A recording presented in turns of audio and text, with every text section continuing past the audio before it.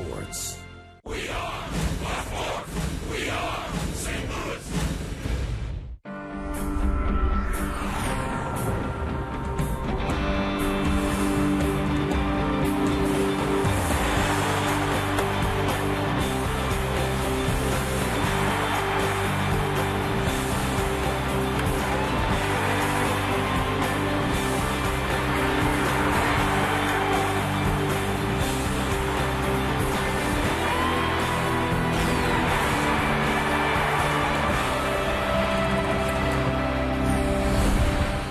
Welcome to St. Louis Cardinals baseball on Fox Sports Midwest. Big crowd on hand at Busch Stadium. The Cardinals hosting the Cubs, one of the best rivalries in all of baseball. Last night, Kyle Loesch was the victor in Game 1. He won his 10th. Matt Holliday provided a big thrill with this long home run. And Jason Mott came on in the 9th to pick up save number 21 for a Cardinal victory. Glad you're with us. Rick Horton with Al Hrabosky. And yesterday, Al, everything working on all cylinders. The Cardinals off to a good start on this homestand. Really, everything was working right. That was nice to see. It's something that I know the Cardinal fans and even the players themselves expect to see on a nightly basis. We had a little bit of everything. Great starting pitching, timely hitting, and the bullpen closed it out. Why can't we do that more often? That's a good question. Game 2 is right around the corner. We'll look at our starting pitchers when we come back on Fox Sports Midwest.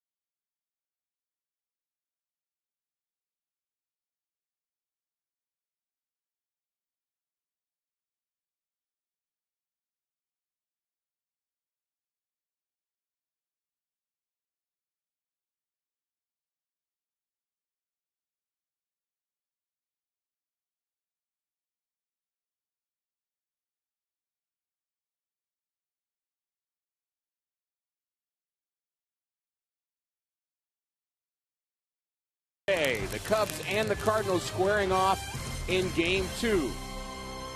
The pitchers here tonight, Matt Garza will go for the Cubs. He's 5-7 on the season, but he's a former 15-game winner, and he is the subject of a lot of trade rumors.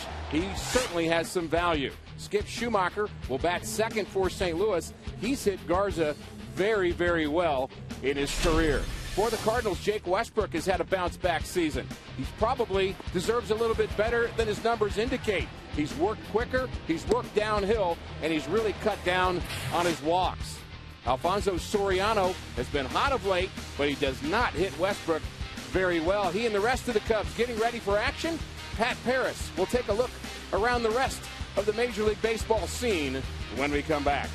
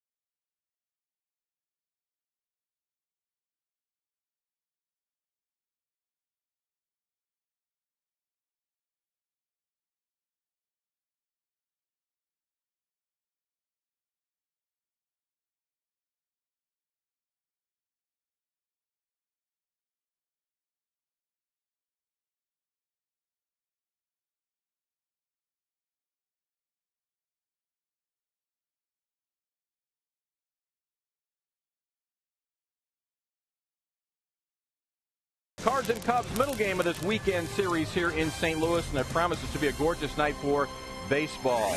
Welcome inside Busch Stadium and our Helitech desk. I'm Pat Paris.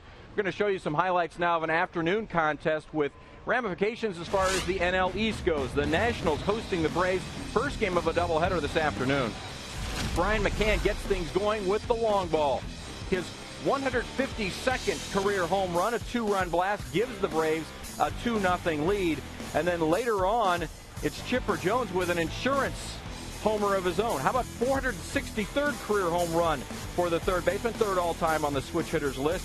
Ben Sheets, by the way, throws 6 more scoreless innings in his second start since elbow surgery. Atlanta shuts out Washington 4-0. Braves winning 10 of 12. They're just a game and a half back now of the Nationals. There's Alfonso Soriano. And a reminder that right after the game, join us from Missouri Lottery Cardinals Live. More highlights League, and in particular the National League Central. Up next, Rick and Al look at last night's prolific blast by Matt Holliday. Stay with us on Fox Sports Midwest.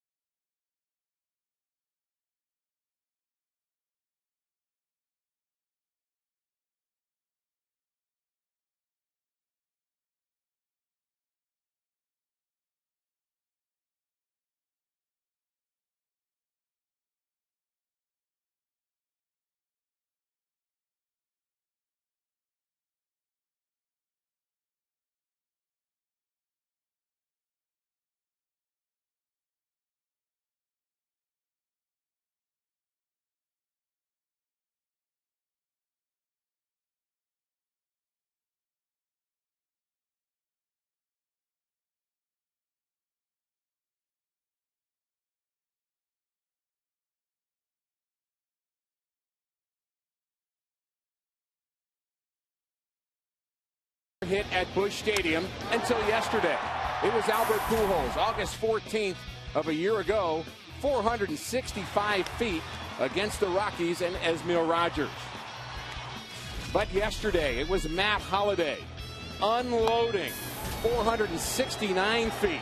This one off of Ryan Dempster, and it went just to the right of Big Mac land, and it was some blast here yesterday. Lance Berkman looking to find his power stroke. It's the Cardinals and the Cubs, and it's next on Fox Sports Midwest.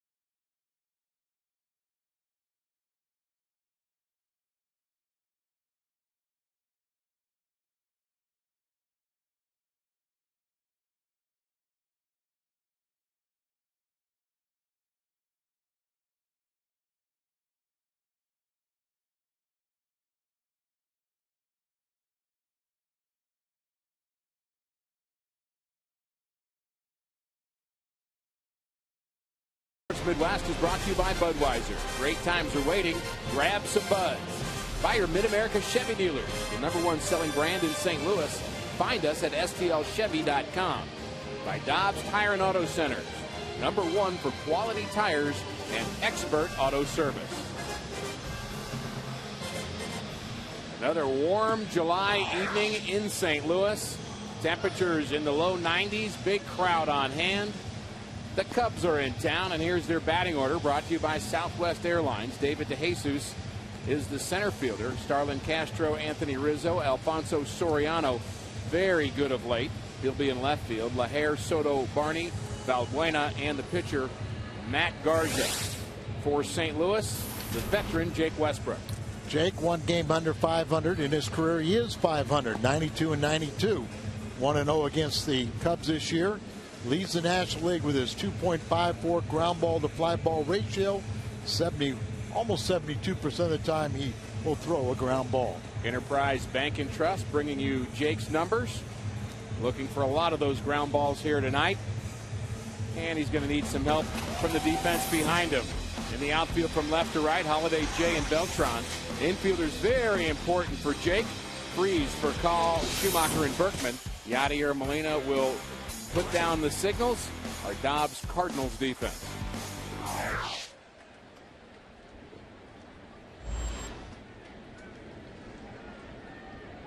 Cardinals a nice win in game one. Behind Kyle Loesch, they won yesterday 4-1. After a very tough road trip, and this game is underway. Westbrook delivering a fastball on the inside corner, strike one. That game last night, and particularly the start by Kyle Loesch, made you forget about that road trip very quickly.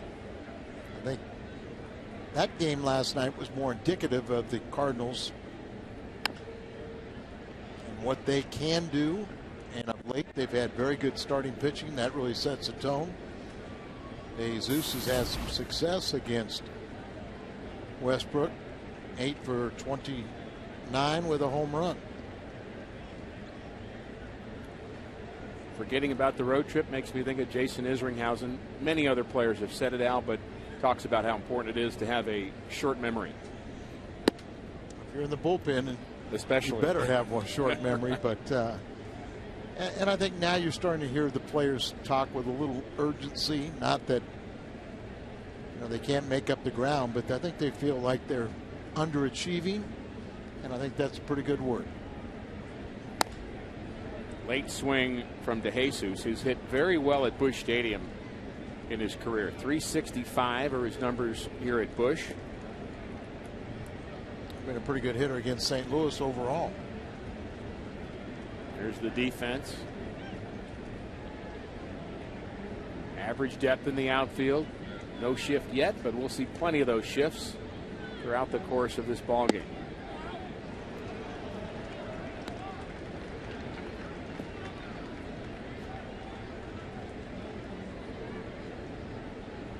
Westbrook looking to even his record at 8-8. Probably could be better than that. Lost his last time out. Didn't deserve it. Lost the last two. And 2 starts ago, and only allowed 2 earned runs. And there was only 2 runs, and 1 of them was unearned. Eric Lilquist has to be very happy what he's seen from the starting pitching of late. Payoff pitch. Grounded to the right side. That's Schumacher. That's Berkman.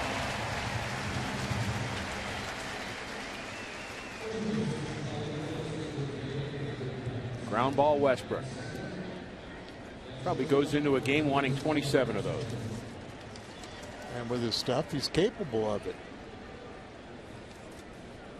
Every so often you're going to find a hole, but it is surprising that he hasn't had more success.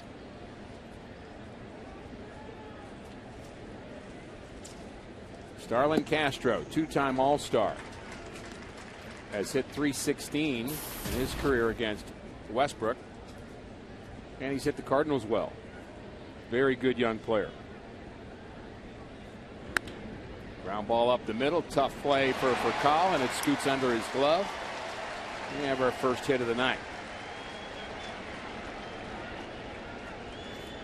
You're talking about ground balls, and a certain percentage are going to go through, but you never really worry because the next ground ball could produce a double play. Get out of the inning. Just beyond the reach, playing in the corner a little bit. Castro was hitting under 200 this month, as the Cubbies have won 14 of the last 20 games. So he hadn't been swinging the bat well, but this guy has. And this guy is Anthony Rizzo. Came over from the San Diego Padres, has a very interesting batting style. Very relaxed at the plate. Cubs very high on him. And that's why.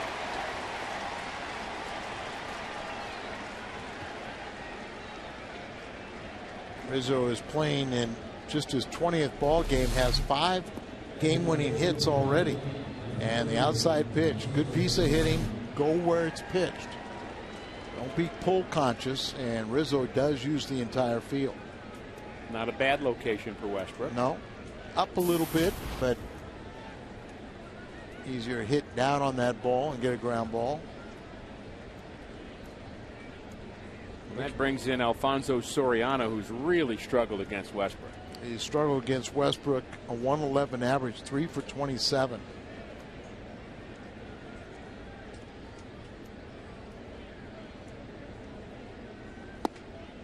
Soriano, the first 30 games, did not have a home run.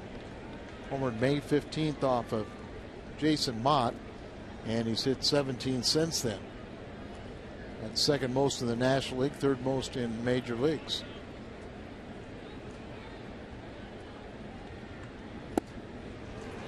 Big swing and a miss from Soriano. He does not have the speed that he once had. Makes him certainly a double play threat here. But he does have that power, and to me, he's a guy that really hits mistakes well. Cripples hitter. Exactly. There's a ground ball to the left side. Freese has it to second for 1, on to first. Not in time. Ball not hit hard enough to be able to turn two. Still a pretty close play at first. Well turned at second by Schumacher. Skip has that very strong outfield arm playing second base now. And here's what you're talking about. Not hard hit. Took too many steps for Freese to get over there and cut it off. And then with Rizzo barreling down on Skip, he didn't have much behind the throw. But Soriano runs still well enough to beat that out. Brian LaHare was an all-star this season for the first time. He has struck out 91 times, so he has some holes. But Westbrook hadn't figured him out yet. He's 3 for 3, including a home run. LaHare has 5 of his 14 home runs against Cardinal pitching. That's when you throw the book away and you start a new book. Well, we kind of commented last night, Dan and I, that LaHare was voted in by the players to the All-Star team, and you wondered, never knew the Cardinals had that many votes. They're the only ones that seen him really hit like an All-Star. Cubs are going to be playing 25 of their next 31 games in the Central Division, so they're going to find out just who they are, and they're going to have a chance to be a spoiler too. They're playing good baseball right now, so they can jump up and help the Cardinals out. Just the Cardinals have to take care of their own business. The 2-0. Good changeup from Westbrook. The shift is on the right side as Schumacher is on the grass, a little bit deep. For Call playing still to the shortstop side of second base, but he's certainly playing him to pull and freeze off the line. Play him to pull in the infield and straight away maybe even shade a little bit the opposite field in the outfield. That changeup misses the outside corner, 3-1. Seems like if you have a good sinker, one of the best pitches to complement that would be a changeup. And the hair has not been hot of late.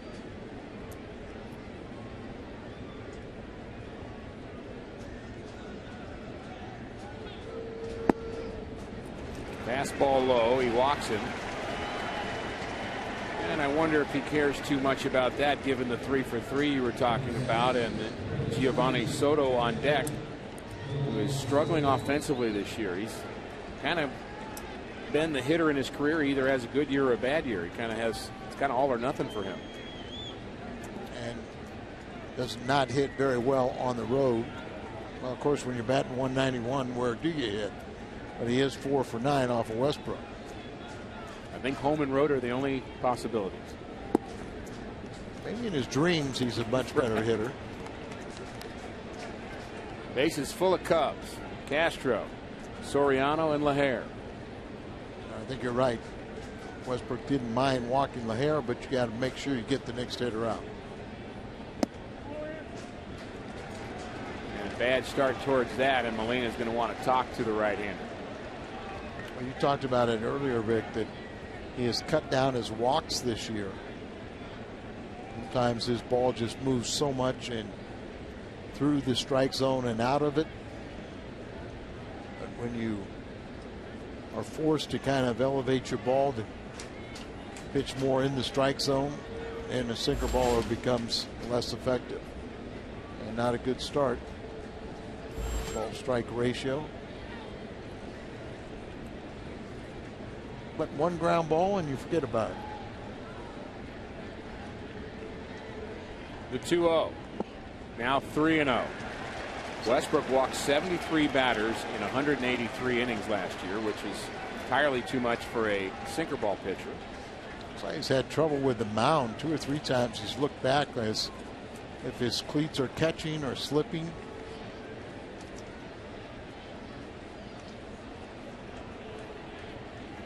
Boy, that can get in your head too, can it? The 3-0 is a strike. This year, only 29 walks for Westbrook in 113 innings. That's an outstanding ratio. Needs a strike here. The 3-1. Grounded foul.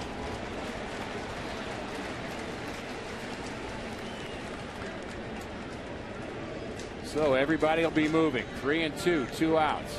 Top of the first. Jake Westbrook. Who knows? Maybe his evening will hinge on this pitch right here. It could. Remember how early the Cardinals struck 3 runs in the first? Ground ball up the middle. Percal has it. And on to first. And Westbrook gets out of it. Comes up with the pitch he needs. Top of the order for St. Louis when we come back.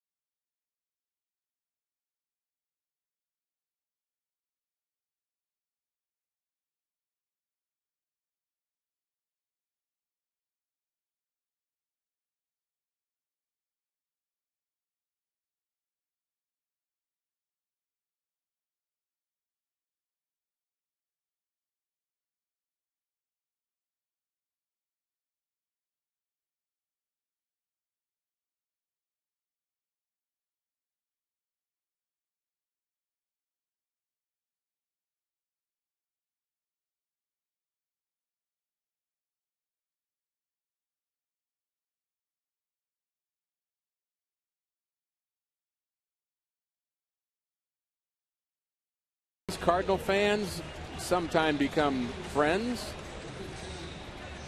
That happens from time to time here in the midst of this rivalry. Here's the Cardinals batting order brought to you by Southwest Airlines. Rafael Furcal back in the leadoff spot. He'll be followed by Schumacher, then Holiday, Beltran, Molina, Berkman in the middle. David Freese, very hot of late. John Jay back in the lineup.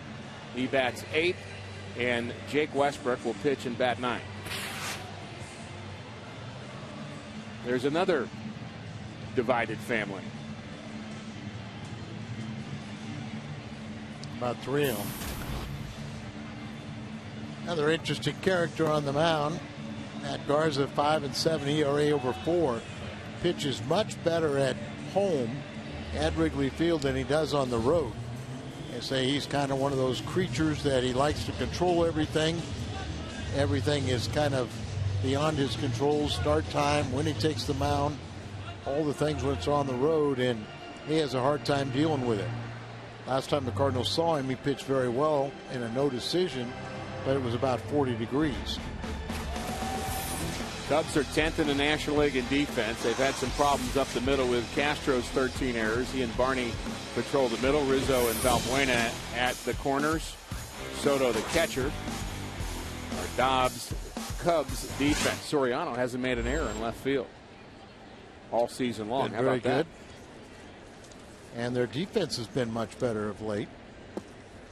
Corresponding with their winning, they have a .992 fielding percentage, 17 games since June 27th. That's the best fielding percentage in the National League and 3rd best in the majors. 0-1 to Furcal. Their hot fielders on the right side. Darwin Barney has gone 79 games without an error at second base. And in case you're wondering, the record for Major League Baseball, 186 games without an error. So he's got a ways to go. Ground ball to short.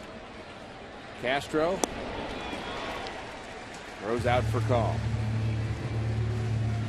Garza basically is a power pitcher, fastball slider, incorporated occasional changeup, but he likes to pitch very aggressively, usually attacks the hitters. Pitches inside an awful lot. And one of the reasons why Schumacher's in the lineup again is 6 for 11 off of Garza. Castro again, showing off his arm. Garza off to a good start here tonight, but he has really struggled pitching on the road. The split's very, very telling. Look at the home runs. 14 home runs on the road. Our Toyota keys to the game. He's just been much better at home. Yeah, 567 versus 212 at Wrigley, where some people find it difficult to pitch. That photo with the smile must have been taken at home. That's what they do.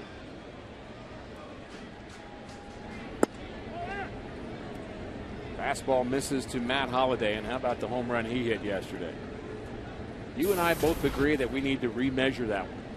Well, especially when you're trying to tell me that it was only 4 feet further than the one that Pujols hit.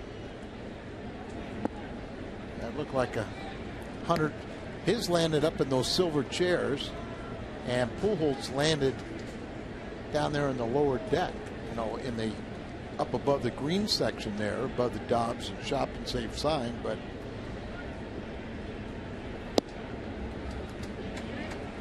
Mark McGuire said he thought it should be remeasured.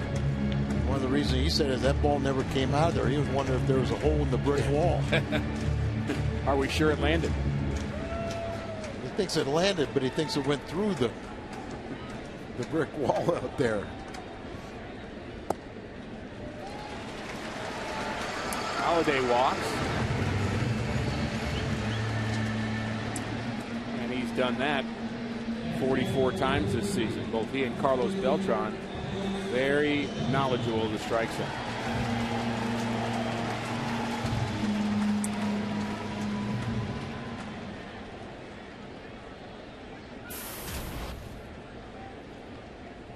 Beltran's been stuck on 20 home runs for quite some time.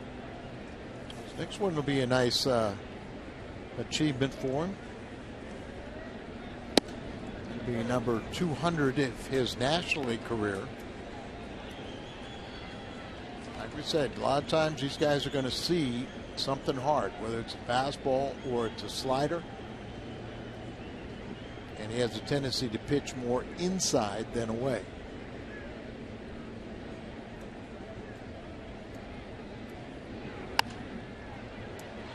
Slow ground ball hit to Barney. Fields it flawlessly. We're through one. No score.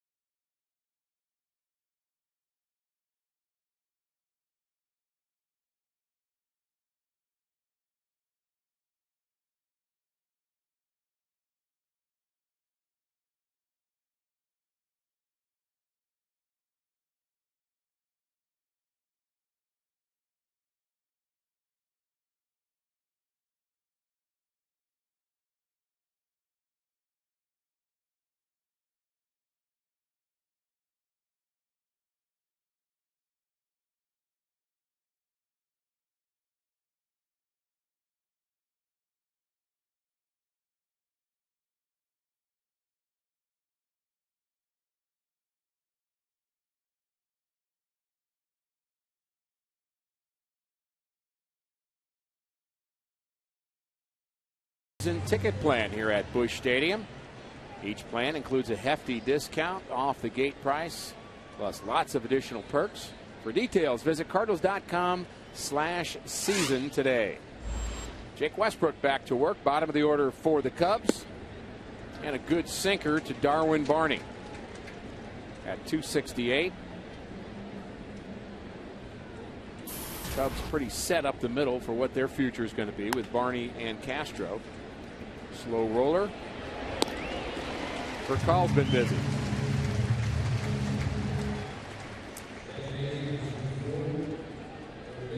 Like the aspect, they ground ball after ground ball.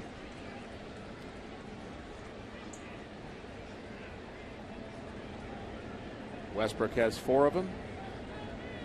Garza has 3.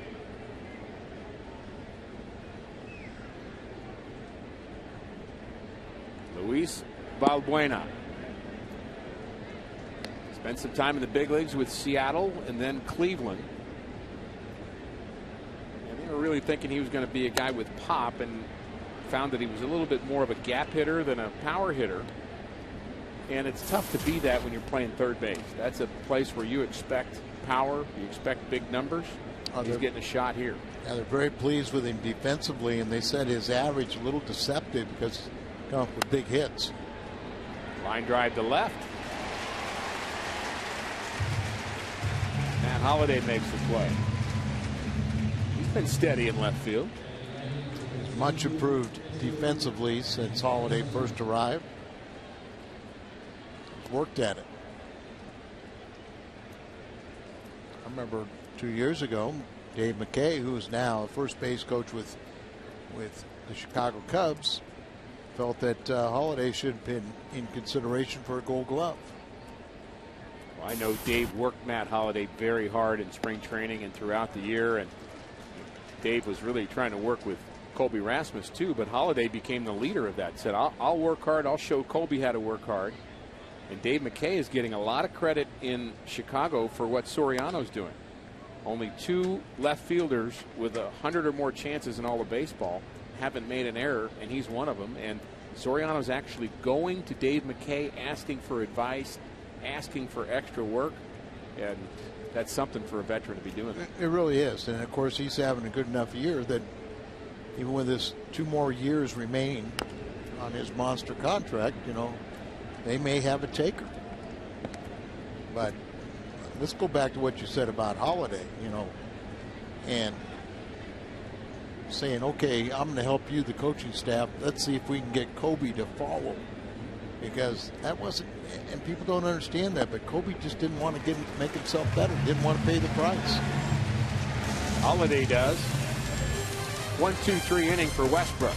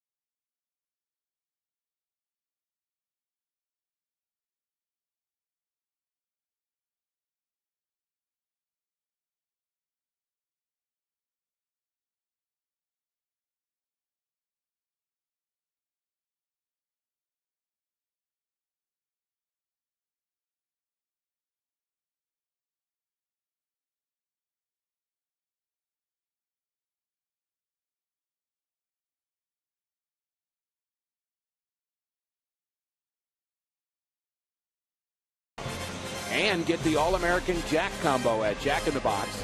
It's a no-nonsense burger with fries and a drink for only $4.99 plus tax at participating stores.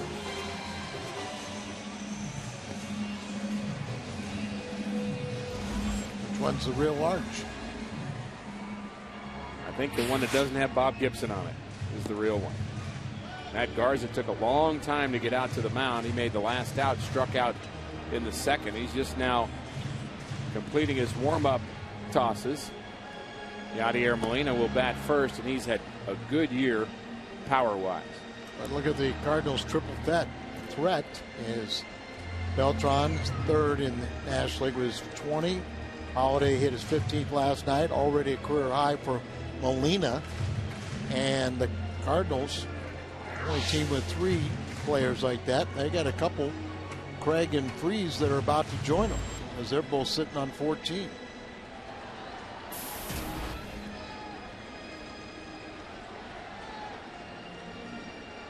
Yachty has become a very complete player, and he's hit the Cubs well. 11 RBIs on the season against the Cubs. No one has more. Cardinals are 5-4 against Chicago so far in 2012. First pitch to Molina. Soft liner to center. And it's caught by the charging DeJesus. Jim Hayes is with us, and he has some thoughts on our next batter. It's coming up to Johnny Cash, Lance Berkman.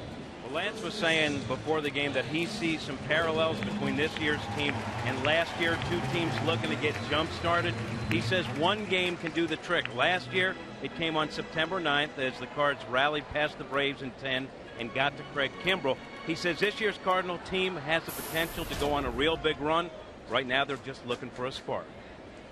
Thanks, Jim. I appreciate that. Maybe Berkman will help provide that spark. And there were a lot of sparks last year. Sure were, but I talked to Lance about basically the same thing, and I said, you don't really want to get into the habit of thinking you could wait that late in the season. He said, absolutely. Good point. No time like the present. And I think, to me, it's refreshing to hear the players being self-critical and analyzing the first part of the season. And I think we all come up with the fact this is a much better ball club than where they are in the standings right now.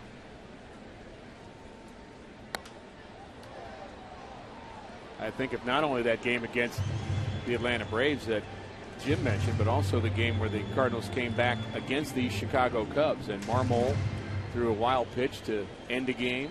That was an emotional victory, and the emotional victories you can ride for a while. Well, we thought we were going to ride it on Monday night in Milwaukee, but short ride. Yeah, it was a very short ride. But you know, the one thing I think the reason you picked that one game against Atlanta was that was the team you were chasing in the wild card, and you could see that they were ripe for the picking. Everybody forgets that it took a historic collapse by Atlanta to put the Cardinals in that position to win the wild card. Berkman strikes out.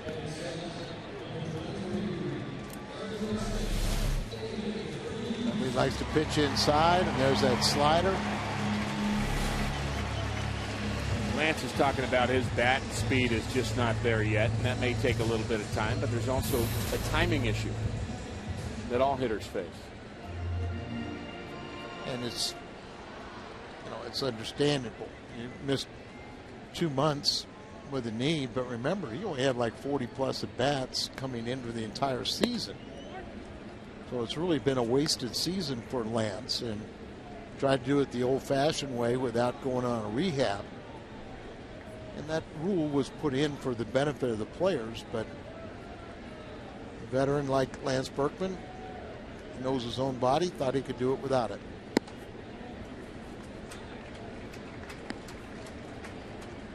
David Freese has gotten his average right up around 300. He's been above it, below it over the last couple of days.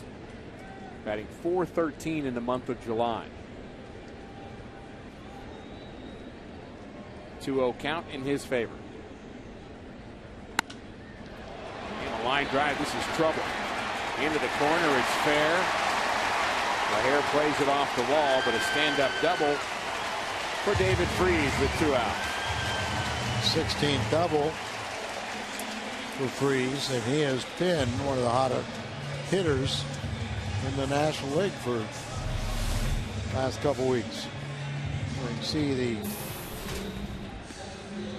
sinker right there, and just laced in the corner. Dan and I were talking about, we don't see Freese driving the ball the opposite field as much lately. But what's got him back on track is he's been walking an awful lot, hitting over 400, and maybe we'll see him start utilizing more of right field and right center. Had 3 walks on Wednesday, and 1 more here last night. In scoring position for John Jay, who takes ball 1. John 4 for 6 off of Garza.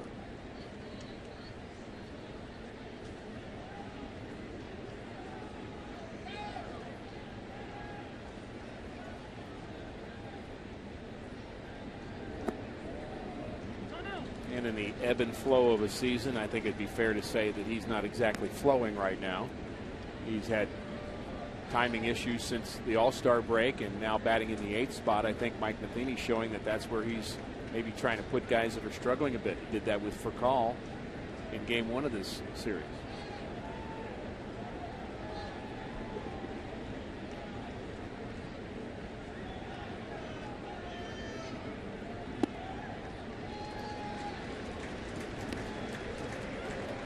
(3-0), first base open. Pitcher on deck. Even though it's early, see some clubs right now would just go ahead and intentionally walk him instead of allowing the pitcher to make a blatant mistake and get hurt by it with the pitcher on deck. That was completely set up outside. Hit his target.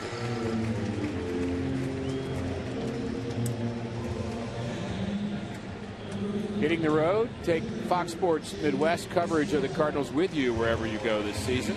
Subscribe to MLB.tv today to see every Cardinals out-of-market game live online and on your favorite connected devices in HD quality. Visit Cardinals.com to get more details. MLB.tv, baseball everywhere. So an RBI opportunity now for Jake Westbrook, who is looking for his first RBI of the season. He takes strike 1. Jake hitting a very respectable 167 for a pitcher. 5 for 30 on the season. 1 double, no RBIs, as you said. And another strike. Trouble pulling the trigger. Outfield very shallow, as you would expect. Here's a case where outfielders absolutely have to get in a position to be able to throw the runner out at the plate.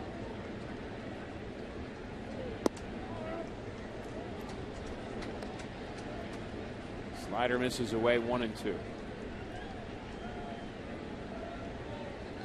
Right fielder LaHair is shallow. Soriano a bit deeper in left. 6 outfield assists for DeJesus in center.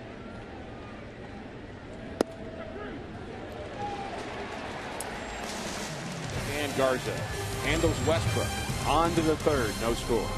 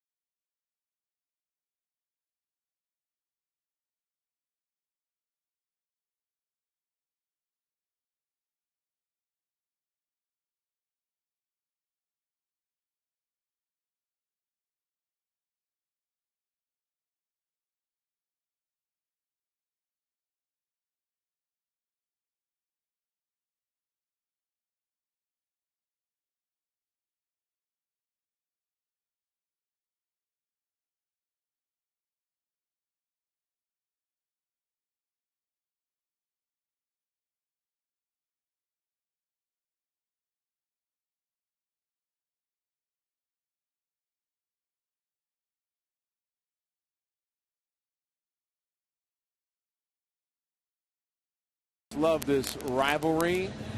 Two clubs that respect each other, and here they are head-to-head. Last 15 games here in St. Louis. Cardinals have not been very good hosts. They've won 11 of the 15 games. The ERA much lower. And the batting average 50 points higher for the Cardinals.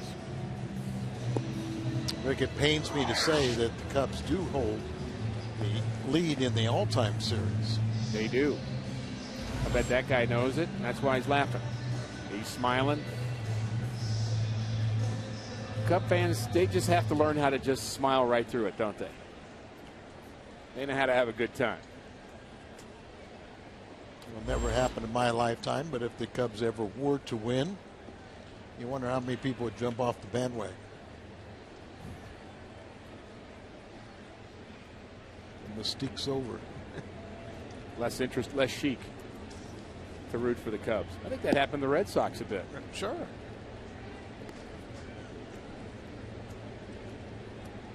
DeJesus bounced out in the first.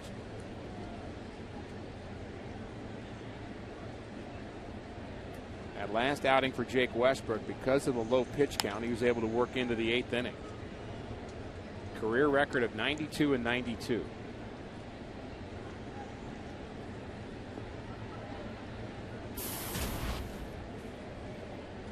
mentioned the starting pitching. Really, the Cardinals starting pitching could hardly be better than it's been since the All-Star break. They've helped the bullpen out a bit. The Cardinals' ERA since the All-Star break is 2.73. That's tied for third. Cubs, not that bad. Fifth place, 2.83. Cardinal starters have been 2.45 since the All-Star break.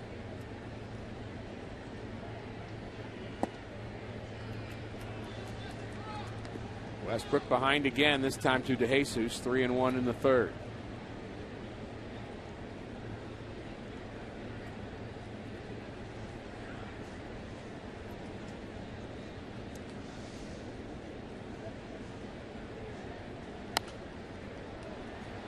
Cincinnati jumped out to an early lead. I think it was 4 runs in the first inning. They're batting in the bottom of the third, 4-0 over Milwaukee. Pittsburgh and Miami are tied 1-1 the top of the third. And that's 4 runs against the Brewers' best, Gallardo. Line drive, base hit up the middle for DeJesus. He continues to hit well here at Busch Stadium.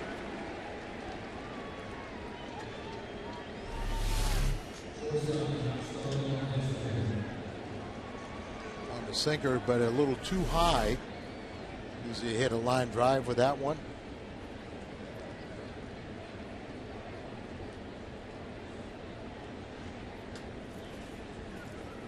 Castro checking the signs. DeJesus only 2 stolen bases in 7 attempts. So that hasn't worked out very well for him. Perhaps a hit and run could be in order with Castro, who handles the bat well. At over 200 hits in his rookie season. Slider lone away, ball 1. Mentioned Castro batting 193 this month, but he's hitting 332 with runners on base. Just 22 years of age, and there's no doubt he's a hitter.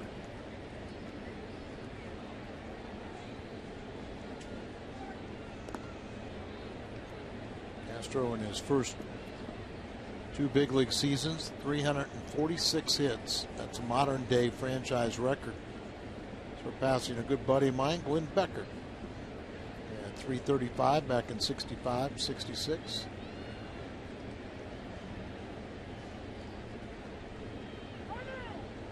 Beckert and Kessinger were quite a duo up the middle for the Cubs for many, many years. Yeah, they were. 2 opposites, too. Well, I know Don Kessinger really well. You know Glenn Beckert very well. I know both of them because I play with. Well, I was going to try to make Don here, but you got the point if you knew Kessinger well. Well, I was trying to make a comparison to the guy I knew and the guy you knew that might be like you and me, Al. That's where I was going. It's got a little oil and vinegar, you know. Cubs have a great tradition. I thoroughly enjoyed playing with Don, and on one spring training we shared a ride just about every day down in St. Pete. We were just talking about how days have changed where players would only have one car, and members of the ball players would kind of share a ride, so the wives would have a ride to the games. There goes the runner, line drive to right. Beltran back, makes the play in front of the warning track. That has changed, hasn't it? Retreats to first. About the cars. Oh yeah, very different. And relayed a little story about our good friend Greg Matthews. Oh, I love the day that Greg Matthews came to the park and he said, I had a little problem last night. I drove to the park, my wife got a ride, and I forgot she was there, so I left her at the ballpark. Knowing Greg, that's pretty easy for him to do. I mean, I don't think she spent the night or anything, but this is pre-cell phones, and Greg's a good friend. He was a great teammate and pitched very well for the Cardinals in the playoffs, particularly against the San Francisco Giants in '87. You want to hear something scary? Well, it might be shocking to a lot of people that I went to high school, but it's the same high school that Greg Matthews went to. Now I get it. Rick Omby, Trevor Hoffman, Manny Castillo.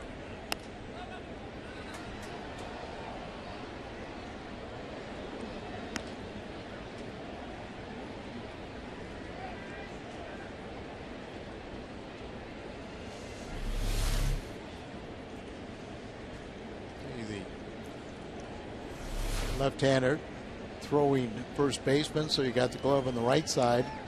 Real easy to apply a tag to a runner coming back to the bag. You're so used to watching Albert for so many years play first base, and some of the throws, now that Berkman is the guy there, they're very different. The throw to second base, for example, on a ground ball, if it were hit to Berkman right now, he's got kind of the ability to have the throwing side and not have to spin around. But Albert did things so effortlessly. A lot of times there is an advantage to being left-handed. Oh, but the real advantage is for left-hand throwing first baseman, more than likely it's going to be the shortstop receiving that ball, and instead of throwing it into a runner, he can throw it to the infield side, right. and the middle infielder sees that throw very clearly, and you doesn't have to, shouldn't be throwing it into a runner or being screened by the runner.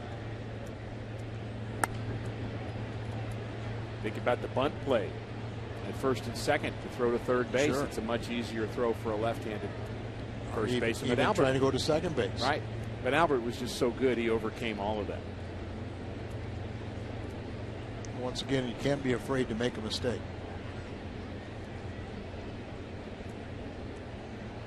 If Albert made a mistake, what were you going to say? Go hit us a home run and make up for it.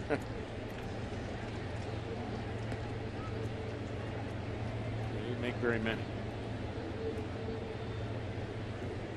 Rizzo originally signed by Boston and went to San Diego in the Adrian Gonzalez deal. Ground ball to second. Schumacher to Furcal. And on to first. Taylor made double play. Westbrook very good at getting those.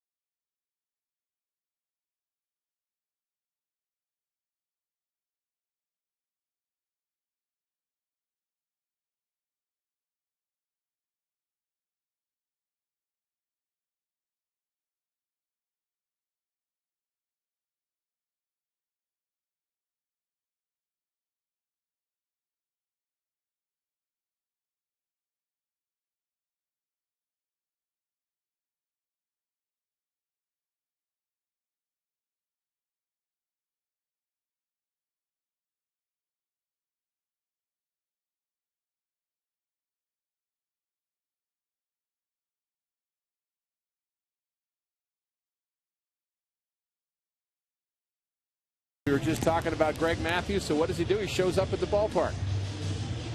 And he went to Al Roboski's high school. And you know why he was number 53? I'm afraid to ask. You should be.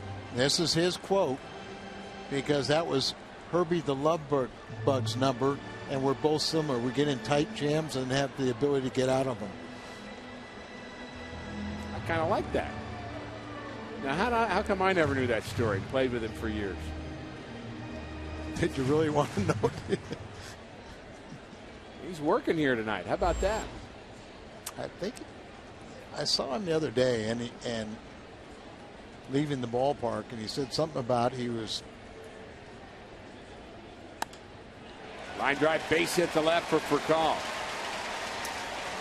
Here for the summer, but I didn't quite understand. He said, I've got several clients, and I don't know if he was representing players or helping them with their construction. Good concentration by Furcal. Got a couple hits last night when he batted in the 8th spot, and Schumacher was in the leadoff spot. Schumacher hit Dempster well, so he hit first yesterday. He hits Garza well, so he's batting second today.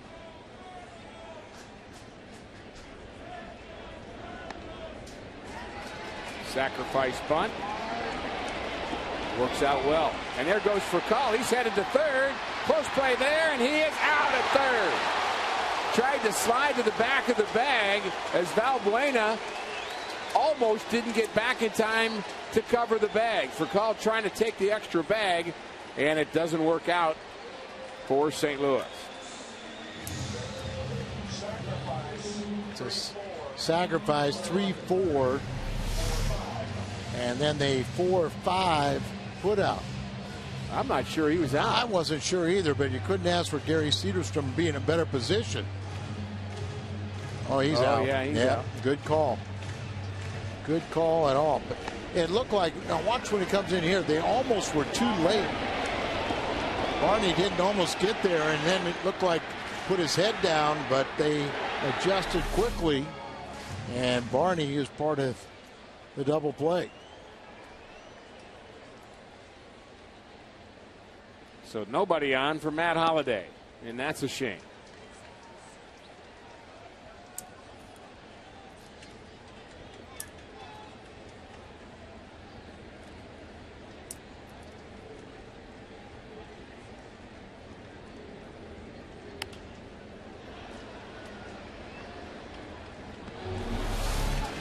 Here's the bunt. Now they get it right over there, and Barney gets it in the last second. But you see, he's looking here to make sure the call, and that's what Furcal reacted to when he decided to try and sneak over to third. But they alertly threw the ball over. Boyna got back there and did apply the tag. Almost as if he saw Barney's head down, then he looked to third quickly, saw Valbuena's head Playing down, in. and he thought, well, maybe I can get there. You'd have to assume that there was some communication from other Cubs infielders at that time. Hey, there he goes. And the communication, very important, and infielders talk to each other. And that's a situation where Jose Oquendo is just a spectator. He can't really tell him anything. Just a player trying to go on instincts, and nice try, but didn't work. Holliday strikes out. That's 3 for Garza. 3 scoreless.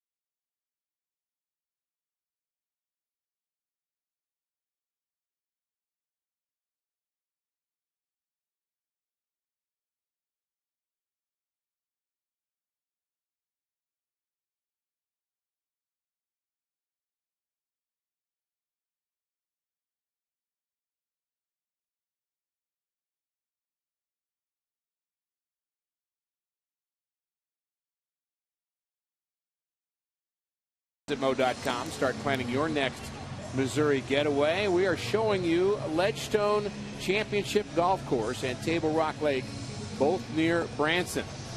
Ledgestone is an outstanding golf course unlike any other, described by Golf Digest as a masterpiece of mountain golf architecture. 18-hole championship layout.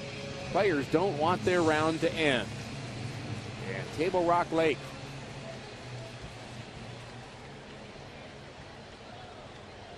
outstanding part of the country.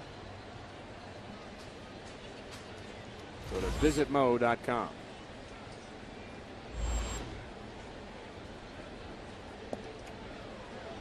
Sinker on the outside corner. That one at 91. First pitch to Soriano here in the Cubs fourth. Soriano reached on a fielder's choice. And you're just fearful of those 18 home runs that he has. You just don't want to make a mistake to him. That's the key. There was a time where he could not hit a curveball to save his life. Still may not be. It still probably is the best place to and what to throw, but do it like that. And when you make a good one, now if you hang one to him though, oh, you're in which trouble. We've seen it happen. That's what we're talking about, the mistake pitch. The ball just truly jumps off his bat, very wiry. So important to get ahead in the count, and then you could just hook him again. Throw that breaking ball again. Yes, he did, and he gets him as long as Freeze throws him out, which he does. He's going to have to hit that pitch before I change. Right. Throw something else. But I do like it when you get ahead with a fastball or something and trick him and then go right after him with that breaking ball to just make sure it's down and away. Westbrook, the sinker ball, has given up just 8 home runs on the season. We mentioned Garza for the Cubs has given up 14 road home runs. Cardinals now have 101 home runs as a team, and they're 4th in the National League in that department. Trying to stay cool.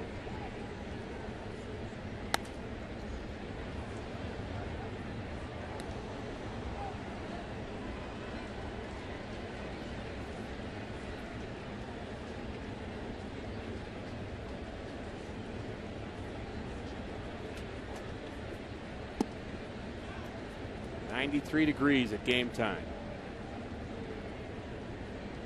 We've seen worse of late, haven't we? Definitely. The 1-2 to LaHare. Just misses the inside corner. Went away, then he came back in.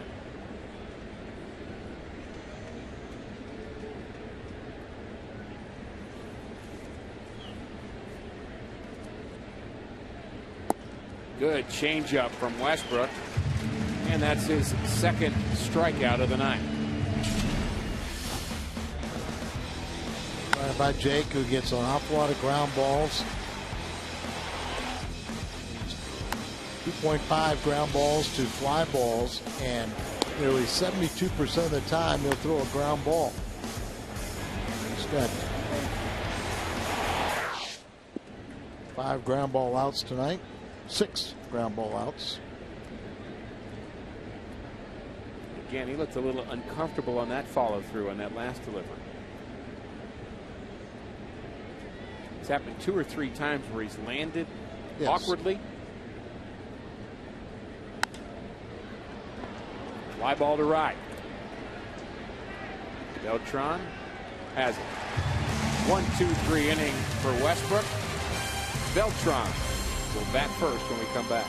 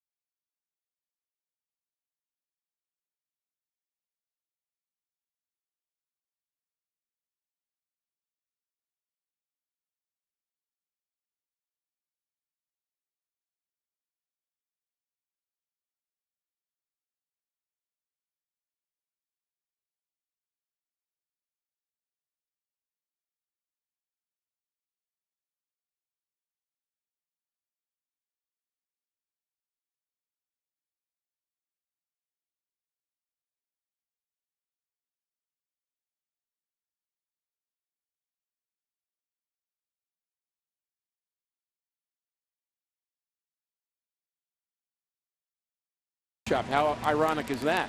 It's going to be at Busch Stadium. It's the perfect, yes, I said perfect reason to watch the Cardinals play the Brewers during the 1982 30th anniversary celebration weekend on Sunday, August 5th. 12,000 fans ages 15 and under with paid admission will receive a bear in honor of the 82 world champions. For tickets, visit Cardinals.com. So, interesting development here. Matt Garza maybe he was out of this game, and that could be. Wouldn't be the first time. But I don't know if they traded the rest of the team or not. Justin Germano, who was just acquired by Chicago from Boston into cash considerations after the Red Sox designated him for assignment. So he will come in and make his Cubs debut. Remember, we saw in the dugout he was kind of stretching his hand out. You know, Garza, the starter who went 3 innings. So they're talking right there. Trying to get a little feeling. That doesn't look like a trade. That looks more like discomfort. So Dale Swain will go to his bullpen.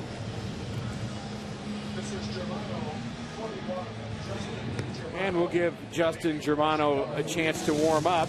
It's only fair. We'll be back after this.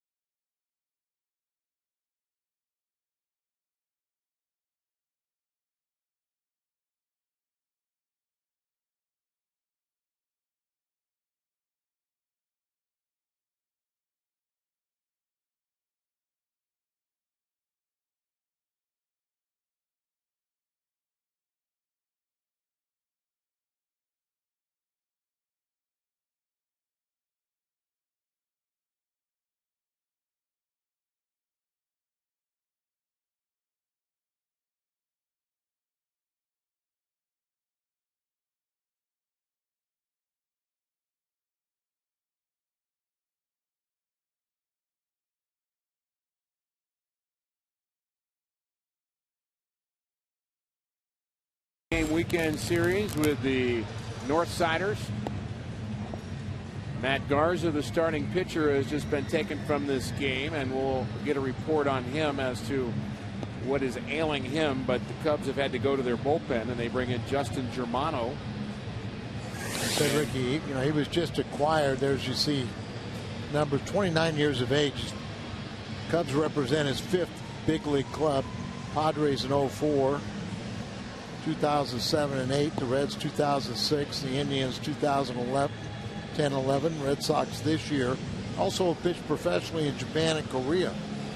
Spent the majority of this season at AAA Pawtucket, where he was 9-4, 2.40 ERA in 17 appearances, 6 starts. He did toss 5 2/3 scoreless innings of relief for Boston against the Yankees on July the 7th. And then they designated him for assignment, and the Cubs picked him up this past Thursday. So he'll be given as much time as needed because of the injury to Garza. Always difficult for a pitcher to warm up in front of 40,000 people when you know everybody's just wanting some action. Do it? Oh, yeah, plenty of time. Yeah. Well, the other times it would happen not just with injury, but if a pitcher was thrown out of a game. And yeah. I came in for Joaquin Andujar about 5 or 6 different times. That would make sense. But it's my experience that, as you say, you know, everybody's waiting and waiting. Like, come on, how long does it take? That you usually feel that pressure, and you say you're ready about a batter or two too soon. You know, the other thing you don't like about it from the pitcher's point of view is you're showing everybody what you're doing. It's like, here, watch I throw a curveball, here's that, and everybody's getting a chance to look at it from the other team's perspective. And not that it's a secret, Al, but if you're out there in the bullpen, you can kind of play around with some things. But now you see what works and what doesn't work. Right, exactly. Now, I never had that problem when I had one pitch to decide from.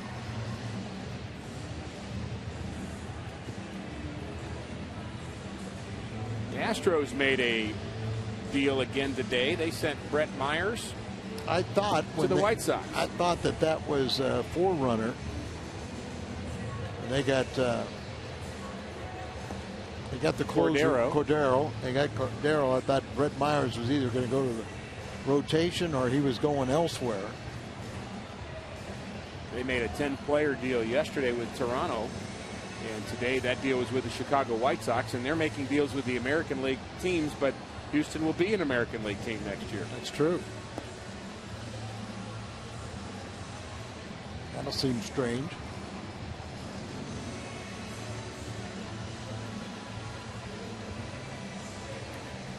So Germano is ready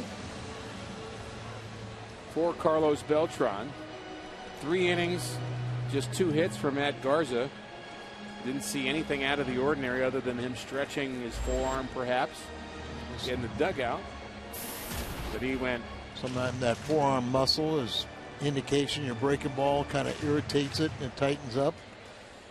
Let's see if it's one batter too soon and Beltran hits number 200 career home run in the National League.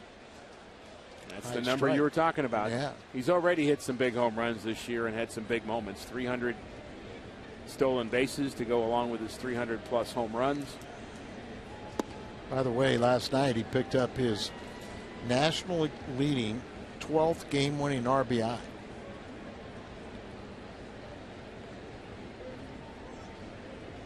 So 1 home run away from 200 in the National League. Chris Maloney couldn't handle that at first base. They had to have Jose Oquendo work with him. I was thinking the same thing. You want to go tell him that, or do you want me to? I'll tell him. All right. Tell Jose or tell Chris? Doesn't matter. Chris is the hard one to tell. He's such a wonderful coach. Great to have him around. Exciting to see the Cardinals advancing some of their minor league personnel, including Dyer Miller, who's the bullpen coach this year. And once again, I thought one of the neat things about the All-Star game was to see Jeff Murphy back with Tony La Russa and his entire staff. Jamie Pogue, number 39 there, is the new bullpen catcher. High fly ball to center field. Out number 1. Dyer Miller on the left. Long-time pitching coach. Big leagues for a long time, too, I might add. He wears number 49, and he is the bullpen coach. He keeps all kinds of notes out there.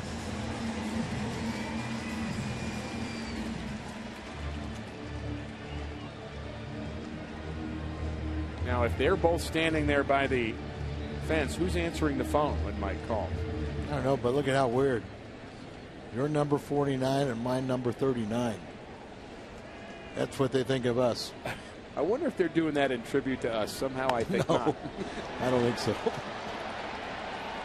Deep fly ball to left. And that's a long out. Now we keep records too, and important records about players that just don't seem to hit us very well, and we thought we'd share them with you. Al, you've got a much better list than me, I must say, with Dave Parker. He only hit 148 against you. I was shocked that he hit that high. I could get Mookie Wilson out today. Now I'm not so mad at the truck. I grew some facial hair. Yeah, this was their idea, not ours. Of course, that pitcher was pre-Mad Hungarian. They had to work really hard to find a few guys hitting under 200 against me, but we appreciate Those were the three tribute. pretty good ones there. A couple of lefties. 1-0 to Lance Berkman.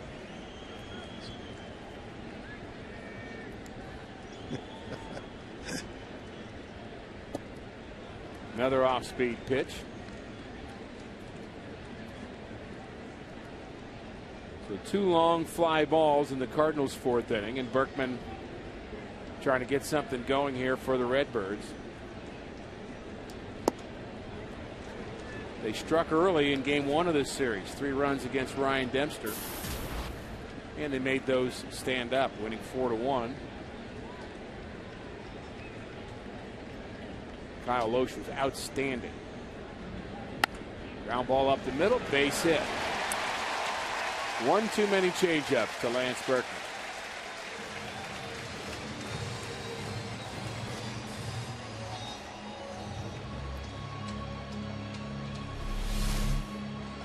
See the circle change up, and you're right, just fooled him a couple times with it, but you go to the well one time too often for a good hitter. Used to say don't ever throw changeups to bad hitters. Speed up their bats. And don't throw too many to good hitters either. David Freese doubled in the 2nd. He has one of the 3 Cardinal hits for call 1 and Berkman the other.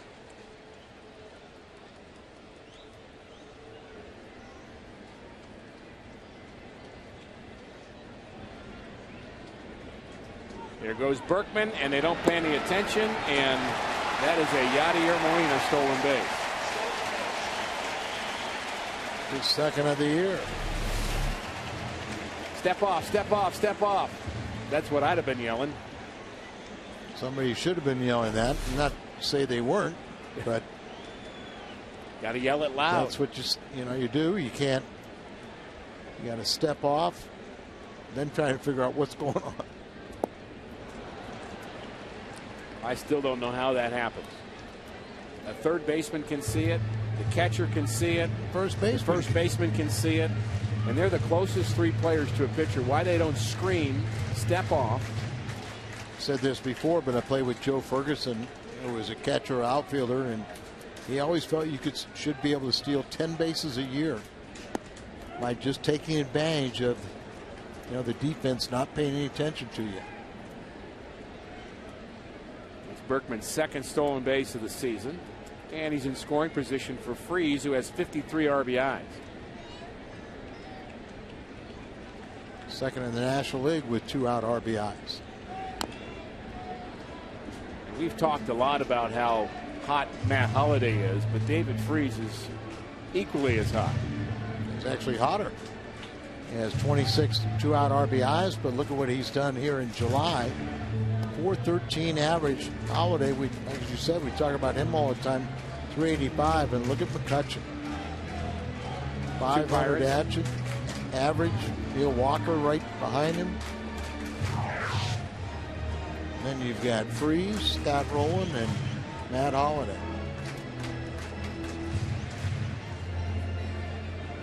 Excuse me, Ryan Zimmerman. Rowland was on that list as of today, but Zimmerman has overtaken him. Big curveball, swing and a miss. Freese had his hands back, just couldn't come up with it. So the Cardinals strand their 4th. Freese cannot connect on the overhand curveball. No score from Busch.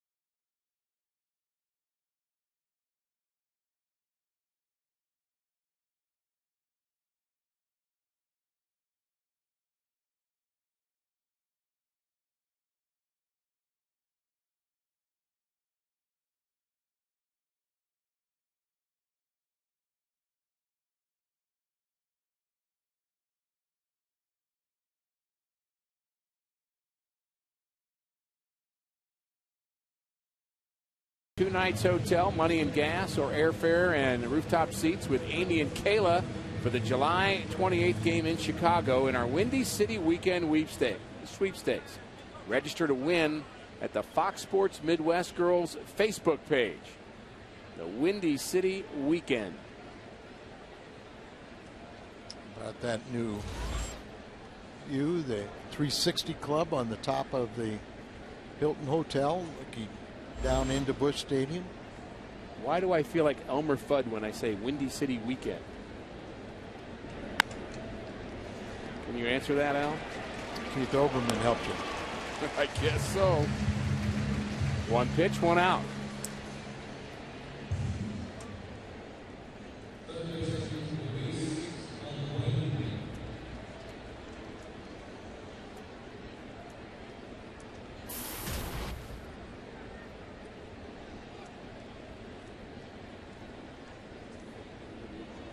Luis Valbuena hit the ball right on the nose his first plate appearance. It just went right to Matt Holliday. Freese taking the bunt away. And it's ball 1.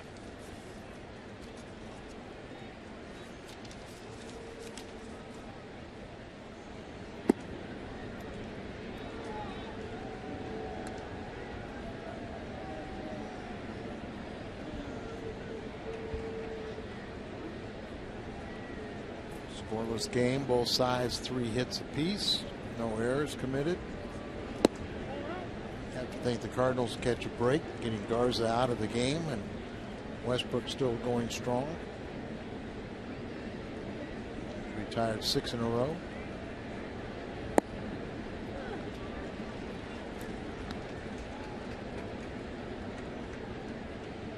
Mike Matheny has seen his starting pitchers get the job done of late. Given the numbers, he has Lance Lynn going tomorrow.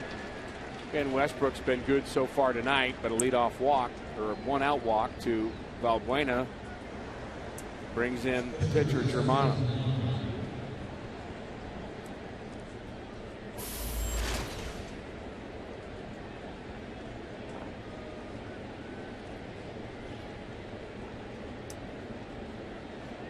He has had time with San Diego and Cincinnati, but it's been a while.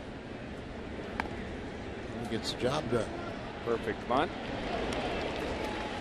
Berkman handles it.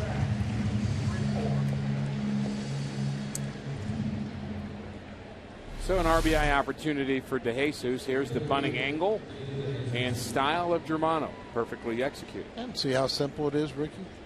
I know bunting is easy, Al. Last time was April 16th, 08, and he does it like an old pro. It's like riding a bicycle. I think it's like riding a really difficult bicycle. Like riding a like unicycle. A Harley. Like a Harley. Bunting against Aroldis Chapman is like riding a Harley. Well, some people find that very easy. Okay. Now, I will agree with it. Maybe bunting off of Chapman is very difficult, but how about the unicycle? That a little better? Yeah, that's probably better. Yeah, you're right the first time. And then there's people that can ride the unicycle with ease. Ricky thinks bunting's hard. I think it's simple. But we still get along. Isn't it wonderful?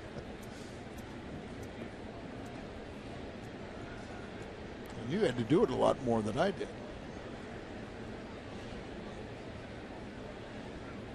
Well, I still got some Twitter comments coming about that particular topic of conversation between you and I.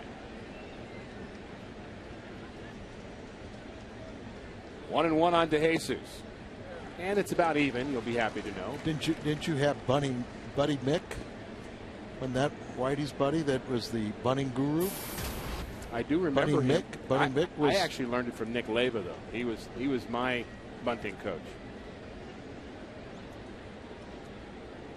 Whitey stressed the fundamentals. Of course, all managers do to some degree, but Whitey, an outstanding baseball man. So happy that he's in the Hall of Fame. And speaking of the Hall of Fame, tomorrow, Barry Larkin, Ron Santo. will be inducted. Tim McCarver, the broadcaster's wing.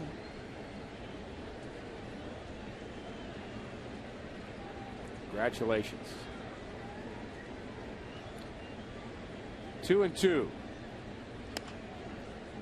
There's a Westbrook ground ball. Schumacher charges it and gets his man. Westbrook just keeps rolling.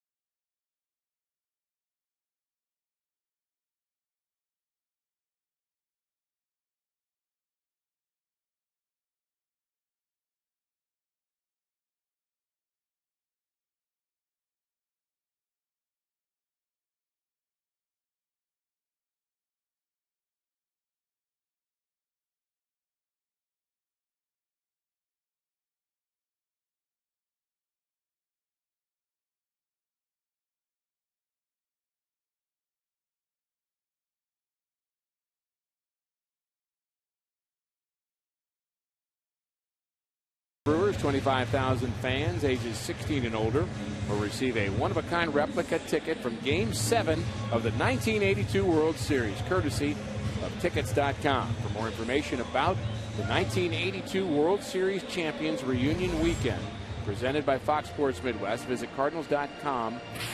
It's going to be a great weekend. Some of your favorites will be back in town. Bruce Sutter, Jim Cott, Ken Oberkfell.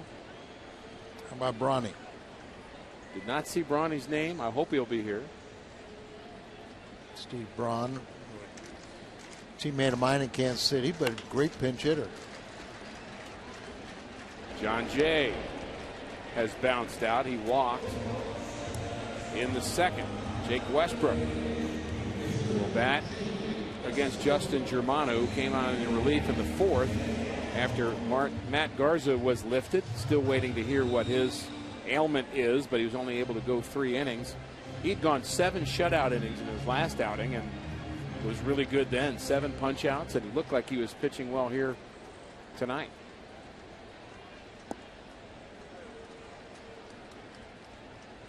Beautiful sky over Busch Stadium. Packed house. There's a base hit for Westbrook. I know what you're saying. I wish he'd have done that last time. Westbrook batted in the second inning with a couple runners aboard. But he comes through here against Germano. And he's aboard for Rafael Furcal, who's 1 for 2. Well, that's one guy you'd like to see get hot. And when he gets hot, I mean, he can get 12 hits in 14 at-bats. And we've seen him do that in his career. He's done that a number of times. He already has 1 hit this game. Usually when he gets 1, it turns it into a multi-hit game. He started out the season with so many 3-hit games. Opening night, doesn't seem like the next night. Watching Oquendo, see what he's flashing.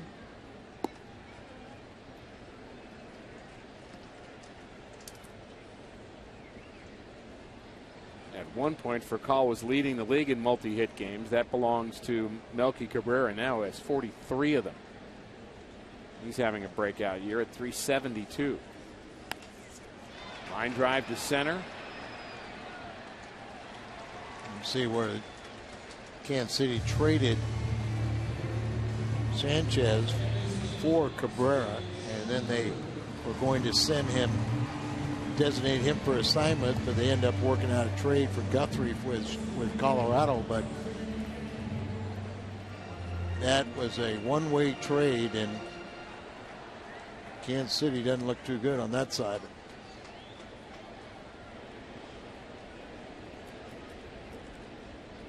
Well, we've seen both Guthrie and Sanchez, and I'm not sure which one I'd rather have. Colorado wasn't happy with Guthrie at all, so they just kind of swapped problems.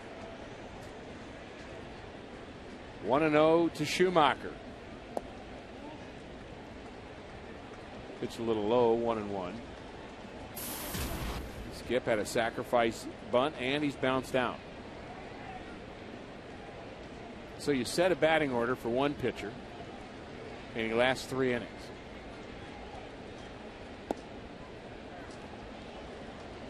Usually messes you up when they bring in a long reliever and he actually pitches with the other arm. That's a little more problematic.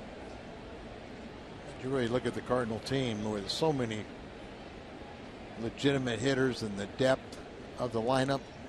I don't think it really matters much. Tough play for Barney, and who's he going to throw it to? And somehow Rizzo gets back to the bag. How about that? Started to dive for it, then comes back and covers the bag. Very nifty fielding. It was Rizzo and Barney connecting. No score through 5.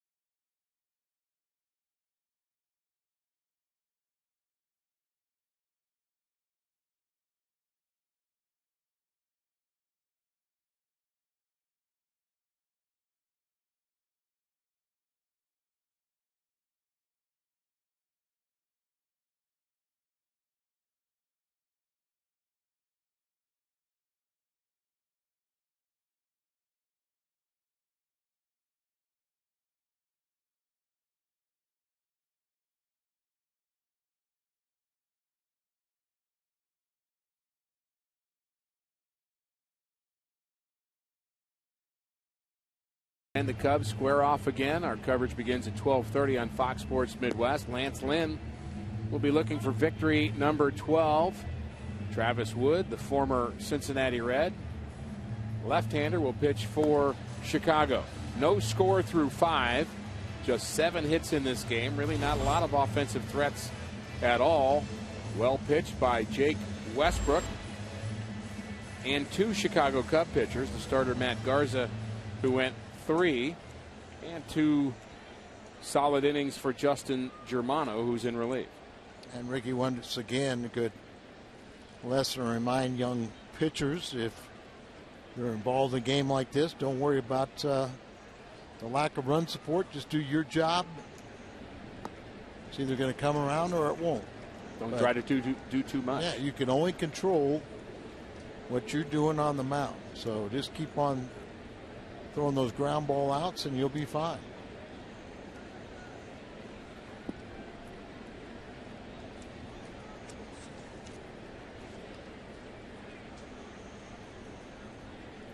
Cardinals haven't scored since the third inning of last night's game. Good thing they got those early runs. Jake Westbrook's slider has been sharper this year than I remember a year ago. I think the downward angle that we keep talking about, where he's changed a little bit in his mechanics, probably helping that. You know, it seemed like I saw some video from last year where a lot of times he would end up throwing, almost look like he was stepping towards the on deck hitter. Right. And then it was really hard to get on top of whether it's a sinker or a breaking ball. Watch out for the bat. Catch the ball. Throw him out. That's what David Freese had to do. So this year he's been much better of opening up a little quicker, stepping right towards home plate. Look at that running action in on the hands. I don't often want to see a sinker ball throw the ball up that high, but when they had that movement cutting in on the hands, it's a very effective pitch.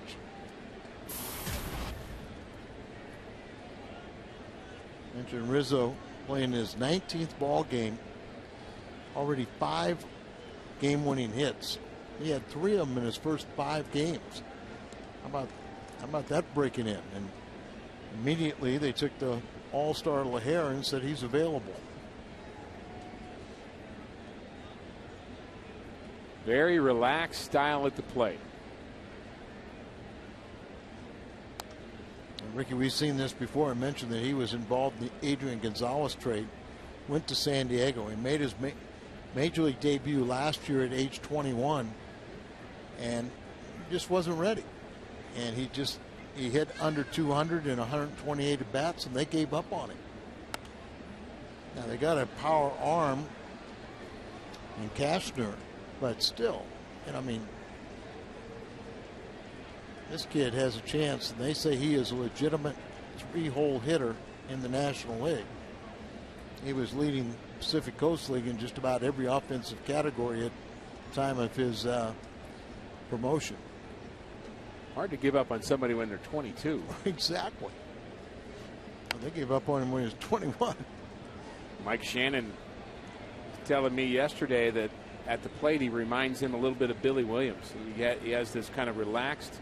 And there's Mike along with Jim Jackson, who runs the show on the radio side and does a great job. But Mike said Billy Williams had that kind of, all right, I'm really not paying attention batting stance, and then the next thing you know, he would just attack you. I have the utmost respect for Billy Williams, and I could tell you that it just seemed like it didn't matter what the score was, I knew I was facing Billy Williams in the 9th inning. Just a tremendous hitter and the reason why he's in the Hall of Fame. Berkman has the one hopper. Another ground ball out for Westbrook. Making it look easy. Want to be here in person next time your Cardinals take the field? Just head to StubHub, where it's easy to find the seats you want to see the Cardinals in action all season long. StubHub is the official fan-to-fan ticket marketplace of the St. Louis Cardinals. Beautiful night for baseball. And a beautiful night for a Cardinal victory.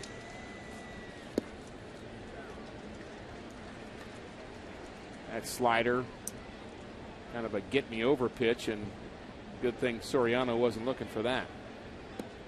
That one much better and much sharper.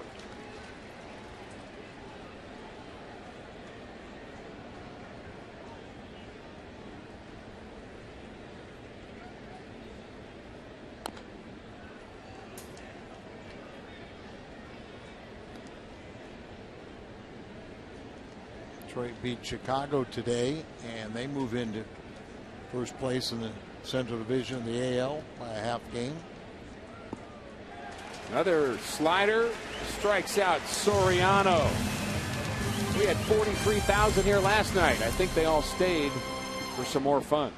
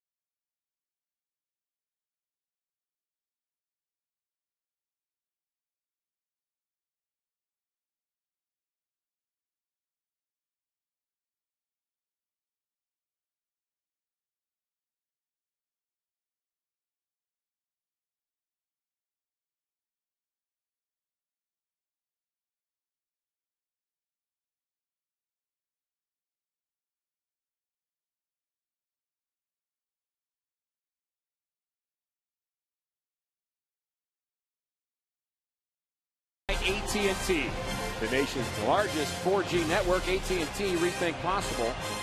And by Ford, the official vehicles of the Cardinals. No score. Cardinals batting, bottom of the 6th inning. Very well pitched ball game so far.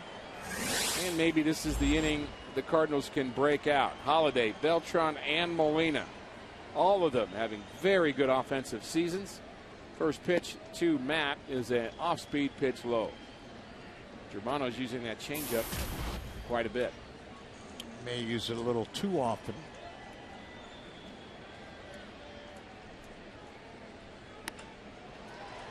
Holiday's jammed. Good play by Castro. Wide throw, and Holiday will reach base.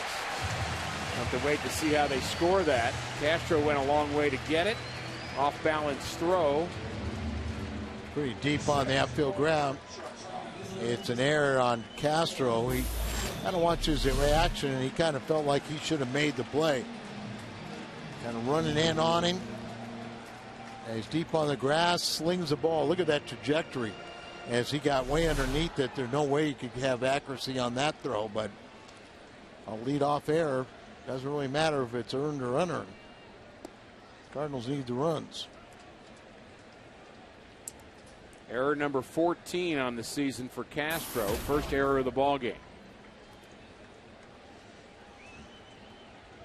Still looking for Beltran to get his 200th National League home run tonight. Change up low, 1-1. And see if the Cardinals can make that error hurt to begin the 6th inning.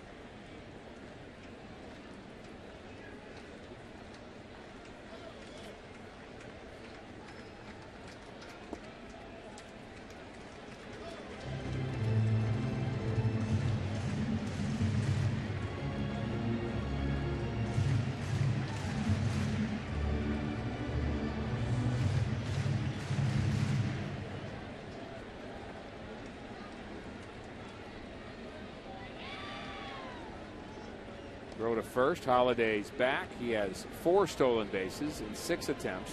Cardinals have stolen the base already. And if I had a chance to give you 3 guesses who stole it, you probably wouldn't guess correctly unless you saw it. Lance Berkman.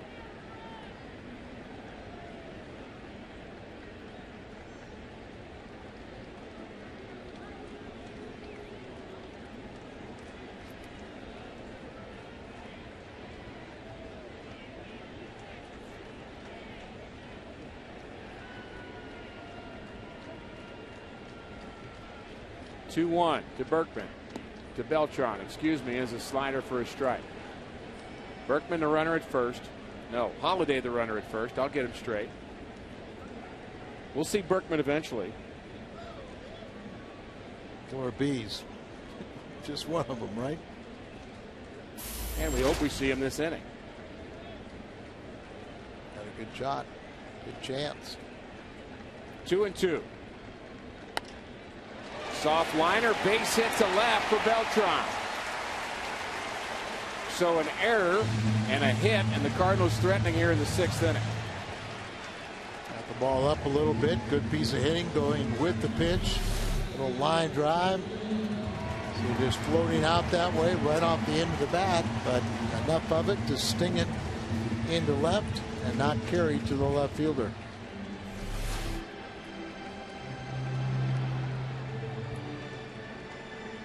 Mentioned Molina has 9 RBIs against the Cubs this year. No one has more. And he's been very good with runners in scoring position. 362.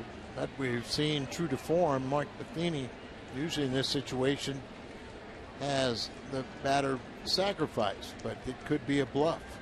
Set it in the mind, and you still may switch off eventually. What do you think about it on here? There's pros and cons to it. You know, some ways, you know, Mike is just playing for that first run lead. Cardinals usually win when they take the lead. If you let Molina swing away, he is one of your better RBI men, but a sure double play candidate. Anyways, are here in the bottom of the 6th inning.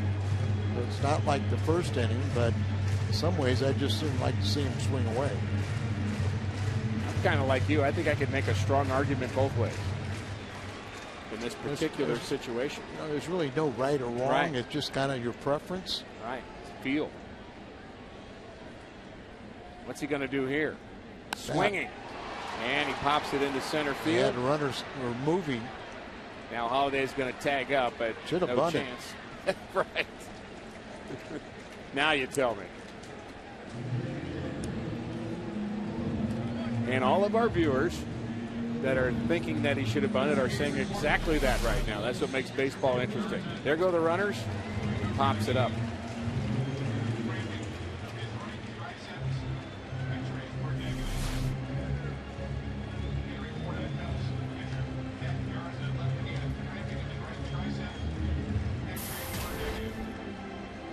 So now it's Lance Berkman. Knew we'd get to him. And we're going to get to him so he can do something special here. Had a premonition, didn't I? Yes, you did, and I'm liking it. Fair ball, though. Yeah, in my premonition, it was fair.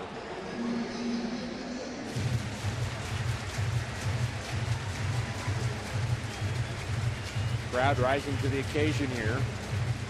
Remember last time up, went to the well one time too often with that changeup, and he got a base hit. But second time through the order, it's like they maybe have a little better idea of what they want to do.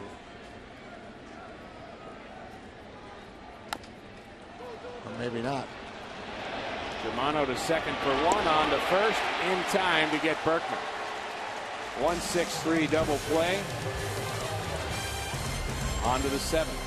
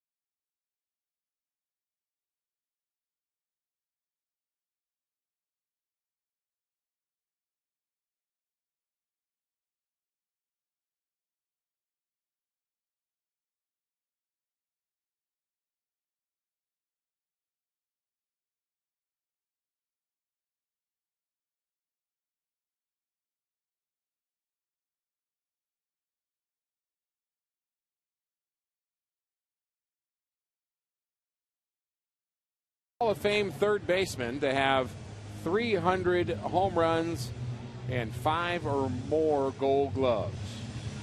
Very relevant question here tonight. Ron Santo being inducted into the Major League Baseball Hall of Fame tomorrow. And Mike Schmidt, one of the game's best third basemen. 16 third basemen in the Hall of Fame, and there's 2 of them. 2 of the best.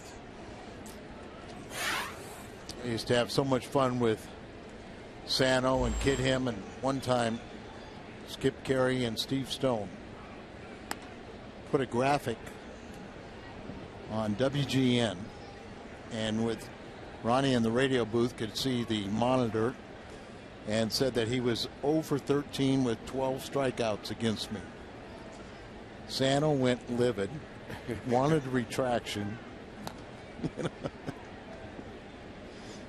Still competitive.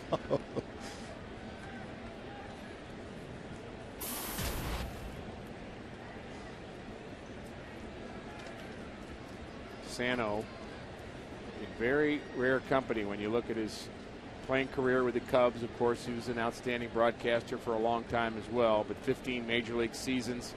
He had 2,000 hits, 300 home runs, and 1,300 RBIs.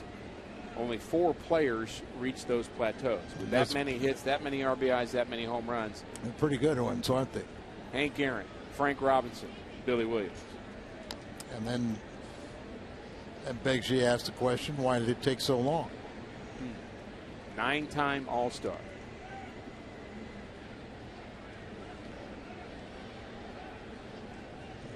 There's Keith Moreland, the former catcher for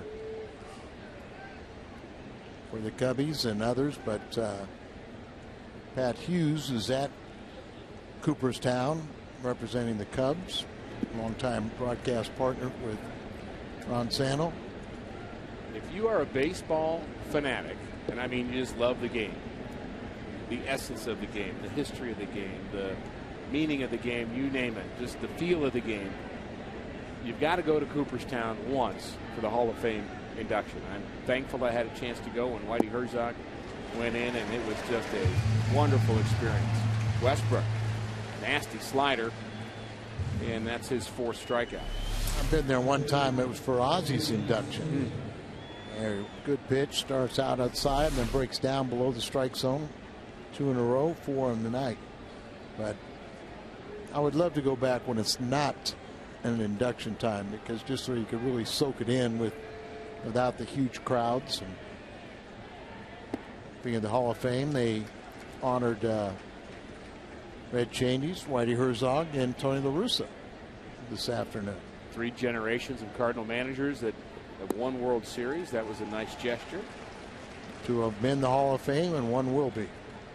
No question. Number retired earlier this season. That was a dramatic moment here at Busch Stadium. And we hope there's some dramatic moments ahead. Call 3rd strike. Soto's 0 for 3, and that's 3 straight strikeouts for Jake Westbrook. Look at this, dealing. Really, the first inning, 24, where he left the bases loaded, but they couldn't touch home plate. And he's such a good fielder. And when you're a sinker baller, you become a 5th infielder as soon as you release the ball. But you don't quite see him backpedaling like that. Well, he's had a bit of a recoil. He looks down again, and even that last pitch, and he throws off a stiff front leg. That's what a lot of pitchers do. But it's almost been so stiff, it's as if it's jarring into the ground, like maybe the slope of the mound is off for him, or he's not comfortable with it, whatever the case may be. But he just still seems a little uncomfortable for a guy that's putting up a lot of zeros. Right. And once again, I saw that foot recoil. Well, maybe he needs to keep doing that.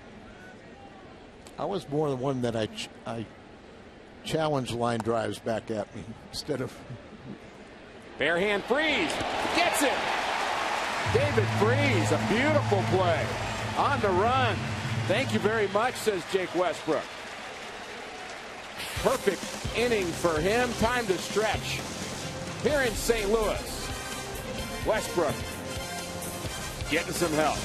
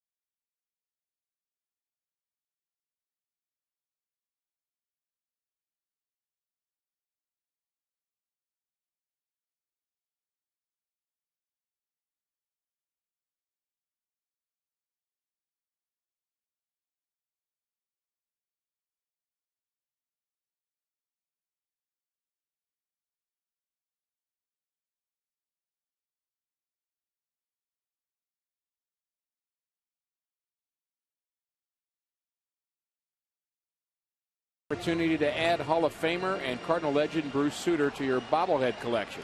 25,000 fans entering with a ticket will receive a Sutter bobblehead presented by Coca-Cola and Deerbergs. For more information and to purchase tickets, visit Cardinals.com. David Freese bats first here in the bottom of the 7th inning, and he fouls it off. I love the 7th inning stretch when the Cardinals and the Cubs play, and we get a chance to see Jack Buck do the 7th inning stretch that he did in Wrigley, and the fans here applaud the sentiment of what Jack does now when he talks about how great the rivalry is. But I think they're just applauding for Jack Buck as well. Well, it's a combination, and I was there that night in Wrigley Field when Jack did that, and I got a little tear in my eye every time I see that video. He was so special to both of us, and all of Cardinal Nation has just taught how many generations about winning baseball the Cardinal way, and just taught us so much. And just a bare hand doesn't get Freese. Very similar play that David Freese threw out Barney with in the top of this inning, and he gets a base hit to lead off the bottom half. Let's hope this is the time they go through. But David Freese made a great job on Barney, as you said. Do or die play, playing back, but this ball maybe carried a little bit closer to him, and then he makes a strong throw on the run. Very similar. Both got the ball at the same point, but a much stronger throw from David Freese than Valbuena, and Dale Swaim's going to go to his bullpen and bring in a lefty. First-year manager Dale Swaim. 12 big league seasons for him. Russell. And he's going to go to Russell, who's pretty good. He's really pitching well.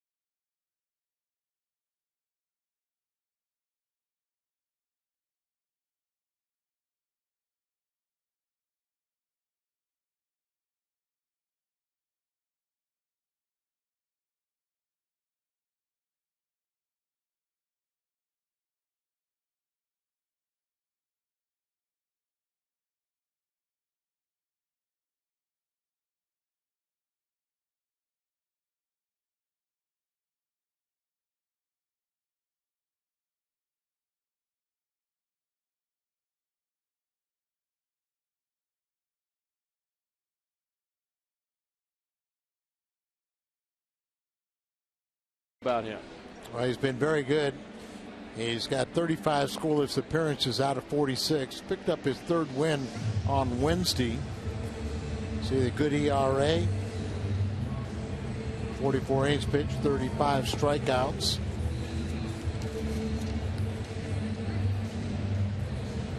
He has posted a 2.31 ERA in 105 games out of the bullpen since the 2011 start. Been very tough with runners in scoring position, especially with 2 outs. And it's John Jay's turn to crack through here. Then they had Matt Carpenter on deck, and now Alan Craig has gone to the on-deck circle. Be nice to get a win for the starter, Jake Westbrook. He deserves it. Absolutely.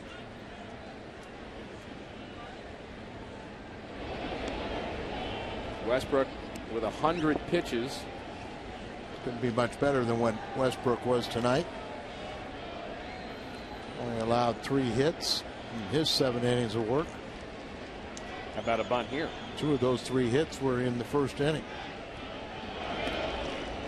Part of what Russell is doing is to shorten up the lead there, but also to allow Dale Swaim and coaching staff to read the intentions of John Jay. You would think it'd be his 6th sacrifice this season.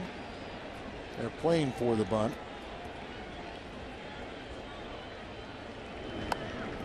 Pops it up, and the play is made by the third baseman. So John Jay, last time we saw him bunt, he had to face Aroldis Chapman. That wasn't much fun. And he doesn't get the bunt down here either. He pops this one up. Squares around early enough, but drops the bat angle and pops it up. Third baseman Valbuena charging. That was it. Watch the barrel of the bat go completely down, and then the only thing you can do is pop the ball up. Does help to bunt at a strike.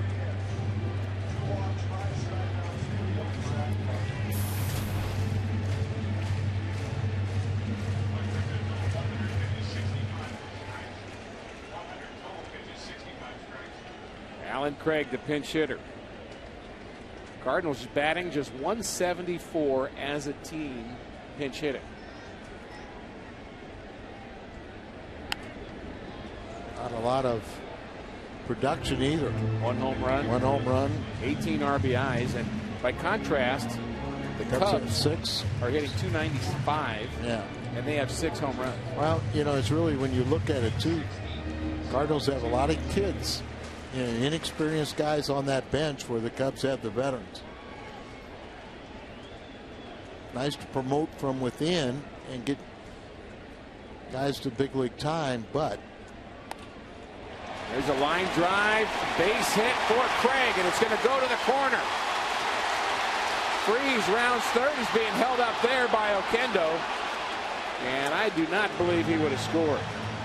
Fans aren't happy that he didn't try, but I'm not sure he'd have been able to make it. We'll have to check the replay on it. As the ball got in the corner, Soriano got it in fairly quickly. Soriano has a strong throwing arm, and then Starlin Castro. Now the problem is Oquendo doesn't know that they're going to mess up the cutoff. He just assumes that David Freese is not really running that well, so why run into it out? But down in the corner, tracks it down. He hits the cutoff man, but no. See, it short hops him. If you would have known that, obviously you would have sent him. But Soriano has a strong enough throwing arm, and so does Castro, that they didn't want to take the chance. Either way, Alan Craig comes through with a pinch hit double. Espazio is the pitching coach for the Cubs. Doc not only pitcher and catcher, but also the middle infield defense. Our own Cal Eldred, I saw him talking with Chris Bosio and Dale Swaim. He played with both of those guys. I played with Dale Swaim with the Brewers one year when he was on his way up, and he had a decent year in Milwaukee in the late 80s. He had 25 home runs one season for the Brewers, 95 RBIs. Jamie Quirk, the bench coach. A little tough when you say that's decent. More than decent. Cruz coming in case he needs to pinch hit. 43,424 on hand. Got the same crowd we had here last night. Got the infield in. That almost got away from the catcher. Soto. Furcal leads National League leadoff men in RBIs with 37. Wouldn't this be a great time to pick up a game winner?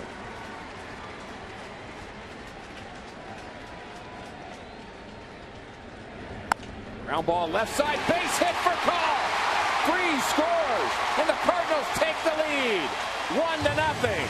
RBI number 38 for Rafael Furcal.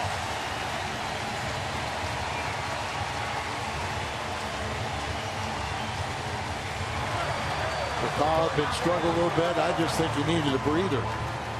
You know, going to the All-Star game, played already more games this season than he had the last several. He gets his second hit tonight after a 2-hit game last night.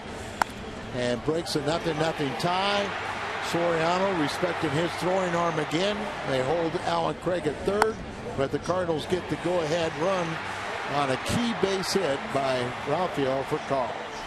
I like to see Furcal clapping as he was running down the line. You know he was pumped up about that base hit. Way to go, Rafi. So Schumacher hits from the left side, so they keep the lefty in.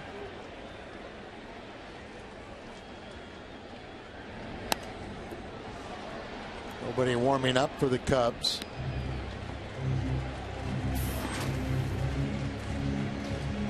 That could be a bit dangerous with only one out here and Holiday looming. I agree.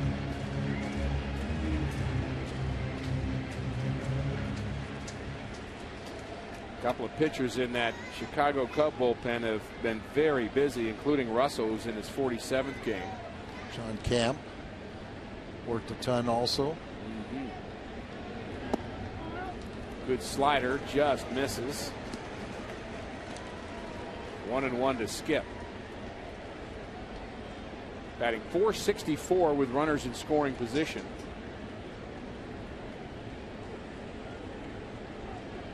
Hard to get much better than that.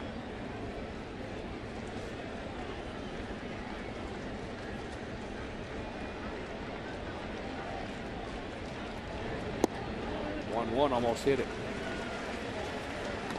Craig, the runner at third. He had a pinch hit double. Furcal, the runner at first. His RBI base hit has given the Cardinals the lead here in the seventh. Skip Schumacher isn't supposed to have this many plate appearances, but you just can't keep him out of lineup. He just keeps on producing. You run Furcal. Same question that perhaps the pitcher was asking.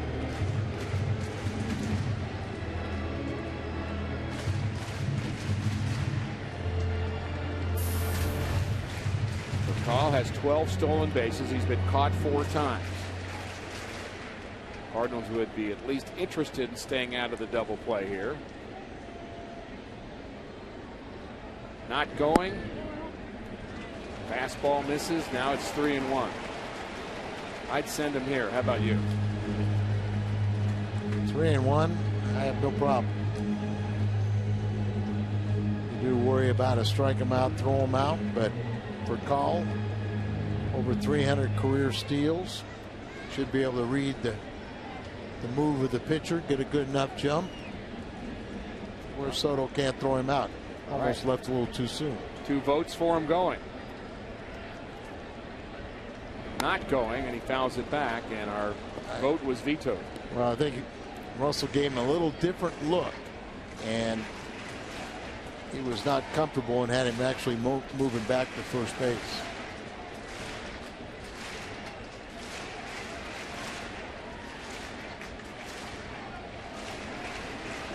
With a right-handed batter, or excuse me, a right-handed pitcher and Skip up there, I don't think there's a question. Lefties, still, he's doesn't hit lefties like he does right-handed batters or pitchers.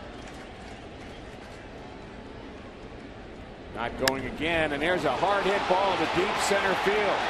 Back goes to Jesus, to the wall, and he doesn't have it. The ball's down. Craig scores.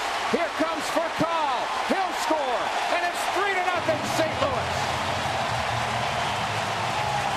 Skip Schumacher delivers.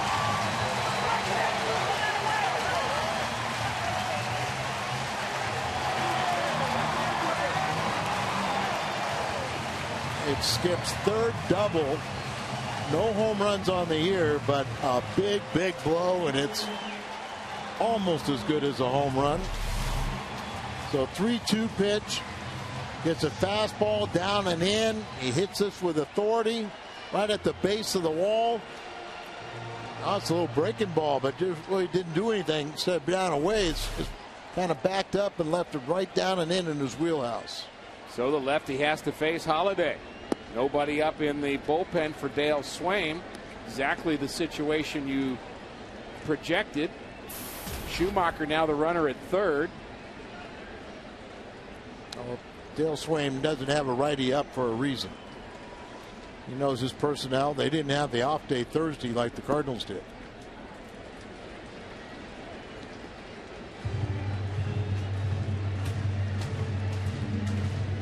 How would you like to be one of those middle infielders?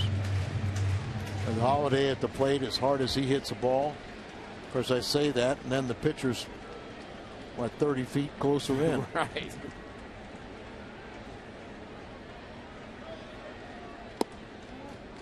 Three and 0.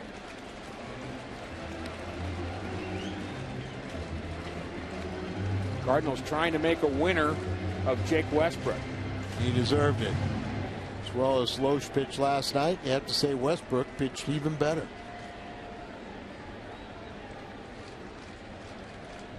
Is he swinging? We'll never know because he didn't. You don't often see an infield in with a third baseman playing deeper than the other three infielders. I'm going to know something. Fear factor at work here. Don't blame him. Go pitch here, 3-1, and it misses inside, so Holiday walks for the second time. And it's gotten even more stressful now for Mr. Russell.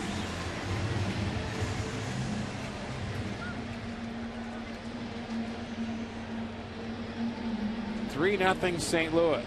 Now it hit the Cubs 9-3.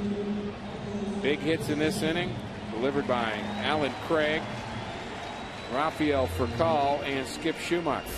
Now let's go ahead and give Freese one too, because swinging bunt that got it all started. Talked about it last night. Started goes 7 innings. Boggs in the 8th, Mott in the 9th. All falls in place. Line drive down the right field line. This ball is fair and in the corner. Schumacher scores, and it's going to be a ground rule double. That ball bounced into the stands, so Holiday will have to go back to third. But a 4-run inning now for St. Louis as Beltran picks up RBI number 68. That leads the National League in RBIs. So his hot hitting continues. He's got a pair of hits tonight. Ball out away from him, just goes with a pitch right inside the right field line and then bounces in and stands for the ground rule double. Precisely what the Cardinals were not able to do on their last road trip. Bunch hits together and put up a crooked number. They're doing that right here in the 7th. And they don't want to face Molina in this situation.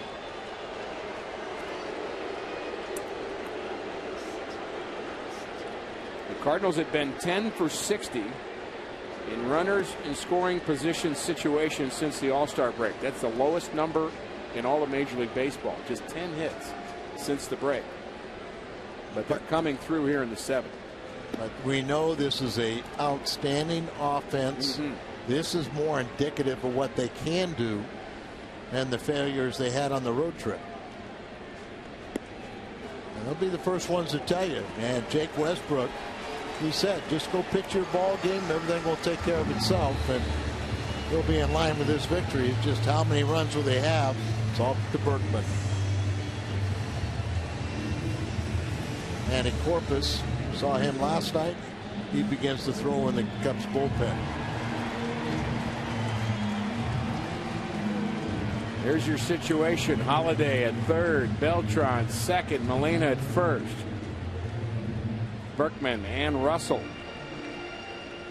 The current competition, 4-0 St. Louis.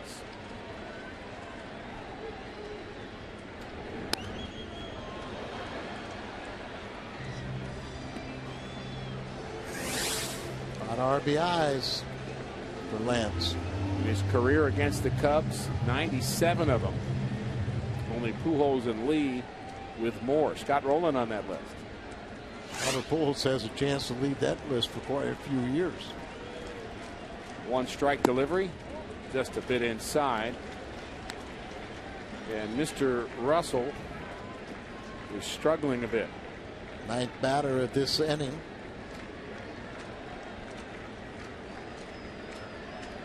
One batter retired was John Jay trying to bunt.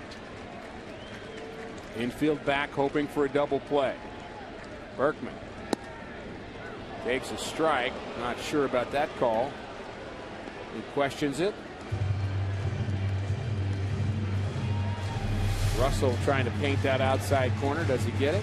Yes, he does. Good pitch. Down and away with off-speed pitch.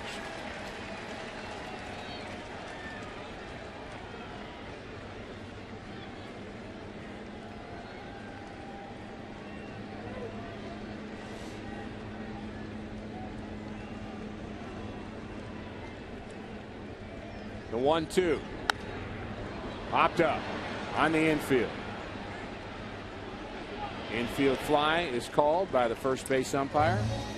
Means the batter is automatically out. Runners can advance at their own risk.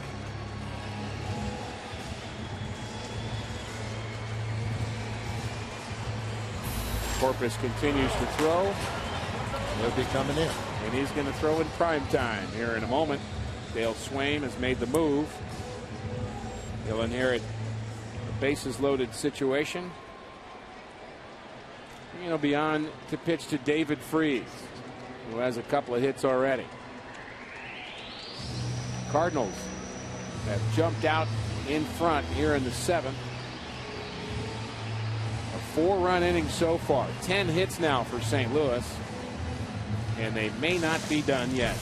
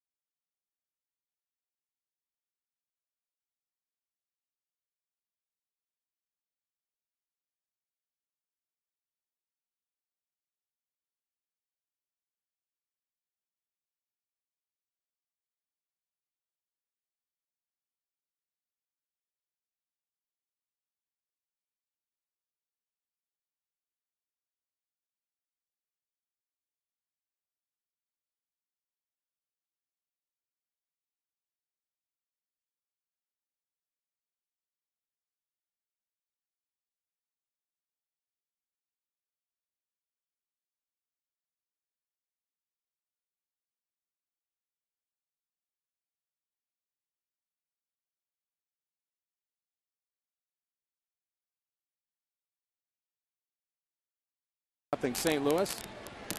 Manny Corpus, the pitcher. Bases loaded situation, and David Freese at the plate. Saw Corpus last night, and remember he missed all last season with Tommy John surgery. They're probably a little cautious with him on back-to-back games. You could tell that Dale Swaim really did not want to use him in this inning. Waited as long as he could to get him up. He had to go to his bullpen early because of the injury to Garza. The 0-1 pitch, swing and a miss. And we have heard that Garza had a right tricep strain, and all the x-rays were negative, so not a problem really, but he had cramping in his right tricep, and we know how hard it is to pitch when that happens. And of course there's how many ball clubs that were scouting him as for a potential trade. Line drive to right, base hit on an 0-2 pitch. 1 run will score. Here comes another. David Freese doubles to right, and the Cardinals extend their lead.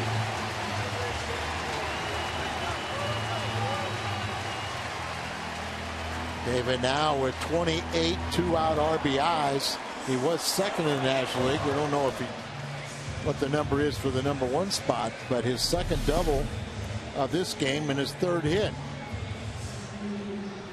A little breaking ball. We can kind of throw the bat at it, shoots it into right field. 2 more RBIs. The Cardinals a big 6-run inning, and they're not through yet.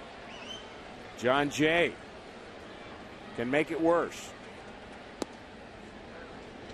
Slider, strike 1. Jay is 0 for 2 with a walk. And it'd be nice to get him back on track. You know, an interesting philosophy difference. Tony La Russa's one of his favorite ways to get a hitter hot was to hit him right in front of a very dangerous hitter. Bat him second. Problem was he was in the 2-hole. That's and it right. was cold. That's so right. You can't do that. You got to switch him to some other place to get him hot. There Line it is. drive, base hit, John Jay. 1 run will score. Here comes another. John Jay heads to second, slides in safely.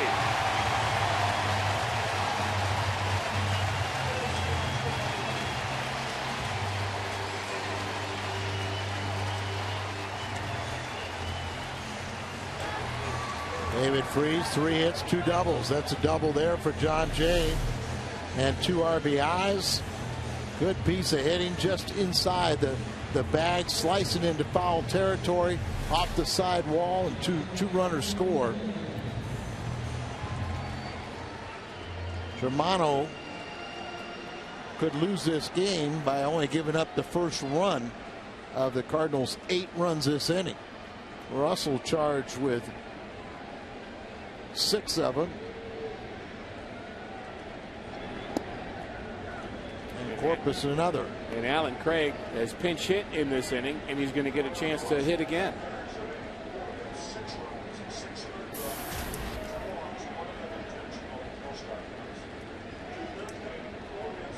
Eight runs on 7 hits this inning.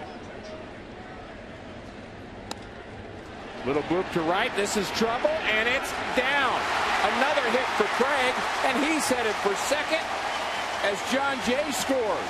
And it's a 9-run Cardinals 7th. How about that?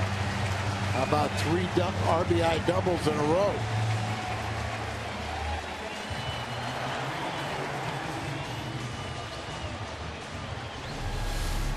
And sometimes all you have to do is just make contact.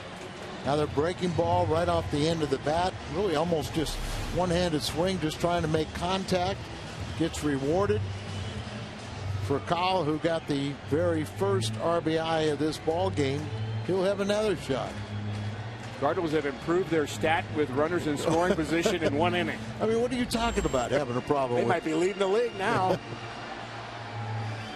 Like I say, 1 inning like this, and all of a sudden erases 6 bad games.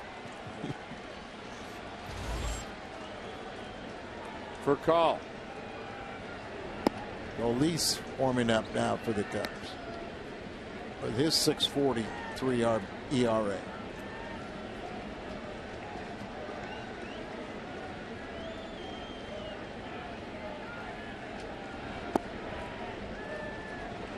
A 9-run Cardinal 7th inning. I'm not sure what a 10 looks like on our scoreboard. I'm not sure we've seen one of those in a while. I don't know how they do that. I don't care how they do it, just do it. You know it's capable of doing it. You think they thought about that ahead of time? Oh, yes. I'm not sure. It looks like there's one spot for a number. I don't know. They'll fake it.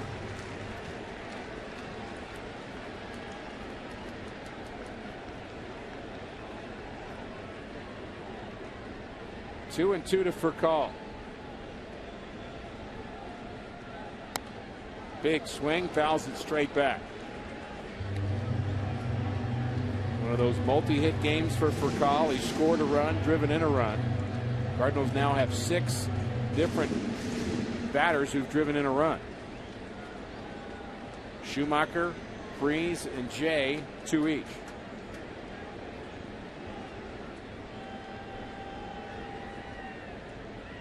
Holiday, Molina, and Berkman, the only Cardinals not to drive in a run.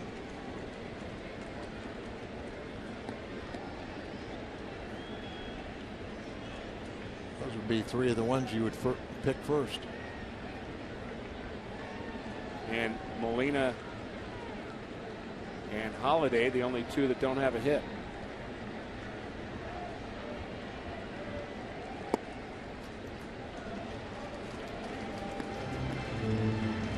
So a team effort here in the 7th inning. 8 hits in the inning.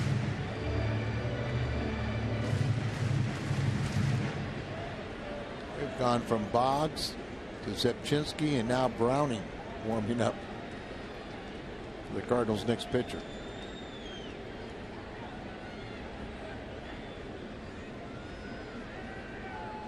Payoff pitch to Rafael Furcal is fouled off.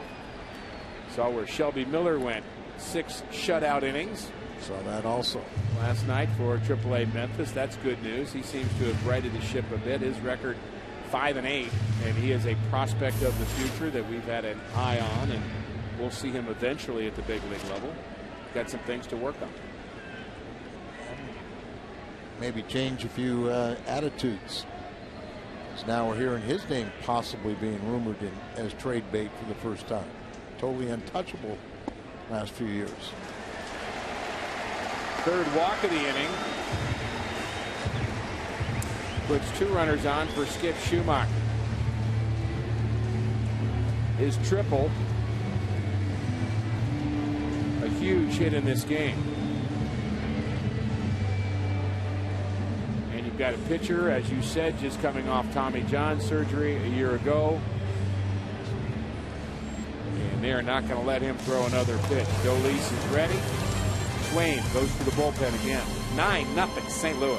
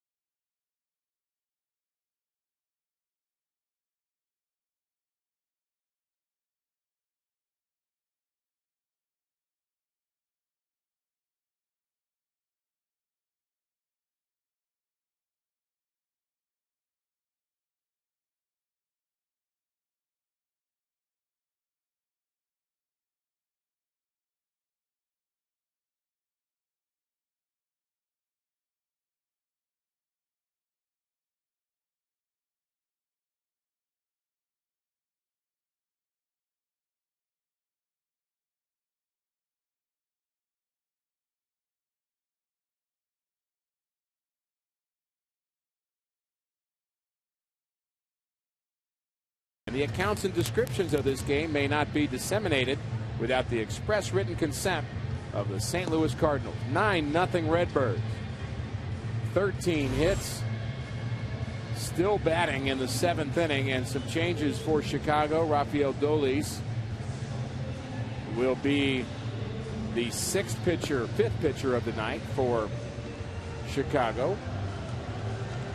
And he comes on along with Joe Mather in a double switch. They'll bat in Darwin Barney's spot, who's out of this game. Mather will play 3rd, and Valbuena moves to 2nd. Well, you see the former Cardinal, Joe Mather, who had a game-winning RBI walk-off style in Chicago against Cardinals. Dolis, when Marmol lost his closer job, Dolis took it over. He was 4 for 6 in saves, and then he earned a trip to the minor leagues. Spent a month down at Iowa with his, and back up here with his 6.40 ERA. Ground ball fair, past the bag at 3rd. and the Cardinals are going to score their 10th run of the inning, and it's another double. This time it's Skip Schumacher. A 10-run 7th inning. Will you look at the scoreboard, Rick? It looks as if somebody did indeed plan ahead on that scoreboard, but first we'll look at the swing of Schumacher. Wait, this ball's so deep on him. How he keeps it fair. It did cross the bag in fair territory, then goes into foul territory, and another RBI.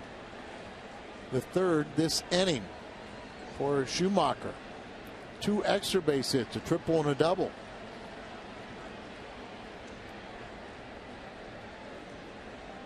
Now Matt Holliday.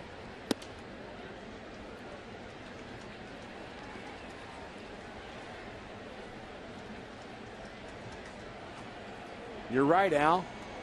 A 10 does fit there quite nicely. 6 doubles, a triple this inning.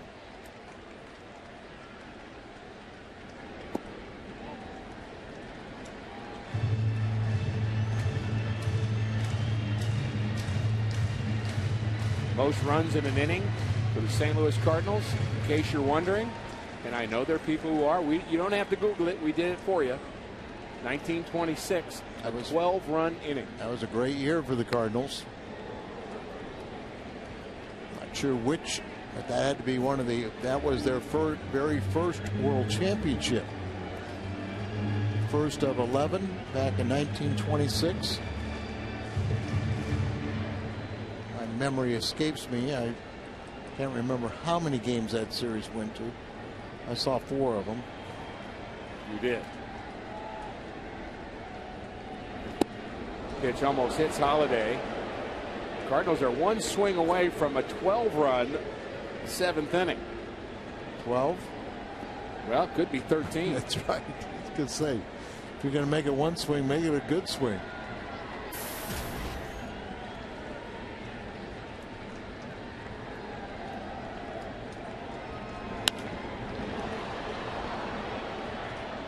Now they're disappointed. The ball's just foul. Right. You could hear the crowd kind of groan on that, couldn't you? Oh, that's it. Just a foul ball. 3-2, 2 outs. Base hit should try that record, but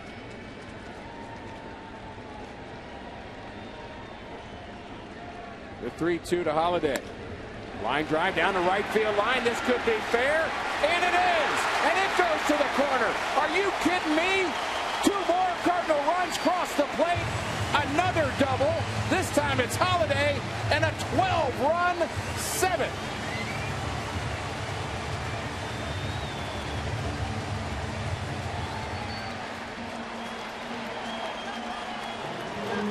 we have hit some seeing eye extra base hits. Another slider down the end, goes down and gets it right at the end of the bat.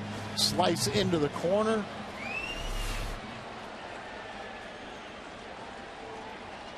I think the Cub fans are saying, where's the 10-run rule?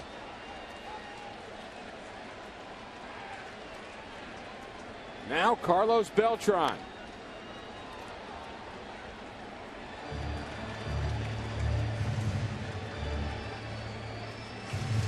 I'm not sure I've ever seen an inning like this. A 12-run 7th ties a team record. That happened on September 15th of 1926. Ricky, why don't we just say you've never seen it? Well, I'm talking minor leagues, high school, little league, neighborhood.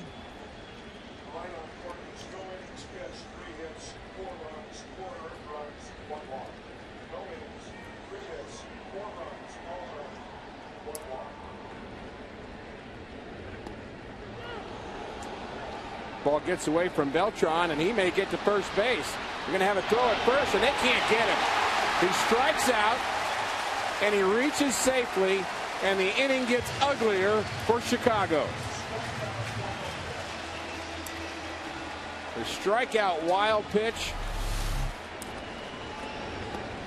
Look at that. Beltran didn't know it got away. He's going down there, but the throw is offline. Strikeout, wild pitch. The inning continues for Tony Cruz.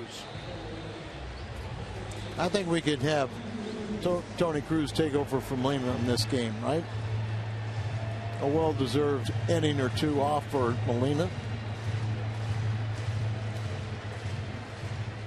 I'm okay with that. The Cardinals, by the way, Al, won in 7 games in 1926 against the New York Yankees. I believe that's the World Series that Babe Ruth got thrown out trying to steal to end the 7th game. Like I said, I only saw 4 games. They were all the home games. Fair enough. Tony Cruz, pinch hitting. That pitch is low. Tyler Green is going to pinch run. I would not recommend him to steal at this point.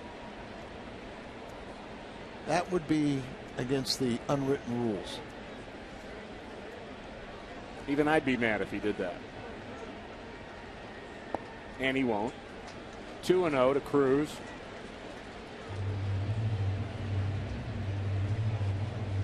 One of those situations where you feel for the pitcher, you feel for the team, but you keep on swinging, keep on hitting. Sometimes that's what makes you keep on getting success, is you're just so relaxed. You're not trying to grind sawdust. You're just up there just trying to make an easy swing. Cardinals just done that several times, just make contact. I got pummeled here one day pitching against the Cardinals for the Dodgers. Terry Pendleton had 3 bullets off me. Okendo had a couple. Terry had 1 double, stood at second base, and he was shaking his head. After the game, I asked him why he was shaking his head, and he said, "I never felt so bad to hit a ball so hard in my entire life." He got over it. He did. 2-1 count to Cruz. Fouls it at the plate. A 12-run Cardinals 7. 10 hits in the inning. 3 walks. Freese has 2 hits in the inning. So does Alan Craig as a pinch hitter. And so does Skip Schumacher. That inning has had to have lasted nearly 45 minutes, doesn't it?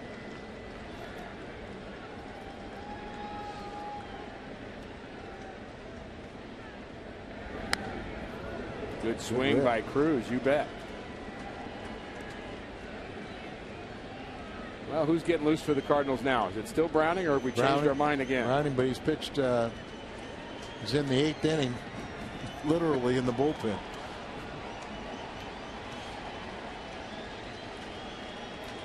You have to be careful in an inning like this. You're just throwing and throwing and throwing, trying to.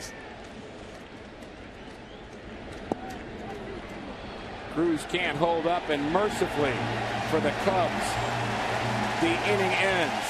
But what an inning for St. Louis. 12 runs on 10 hits. And they all got into the act for Carl Freese, Schumacher, and many, many others. 12-0 St. Louis.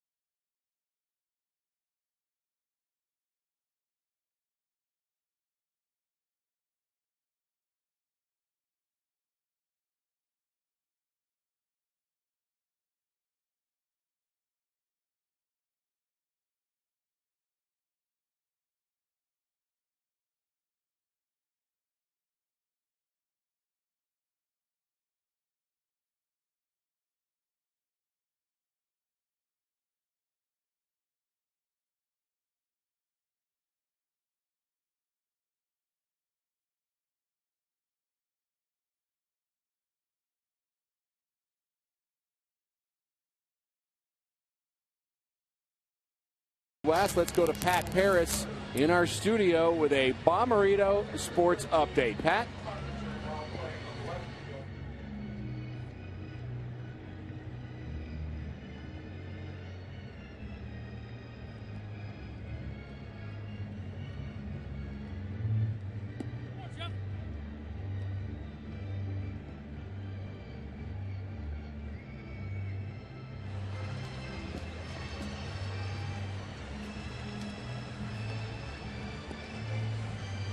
Barrett Browning is the new Cardinal pitcher. Plenty of changes for the Redbirds.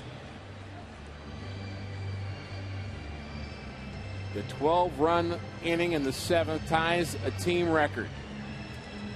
Many, many years ago, the first world champion St. Louis Cardinals did it on September 15th, a 12-run inning.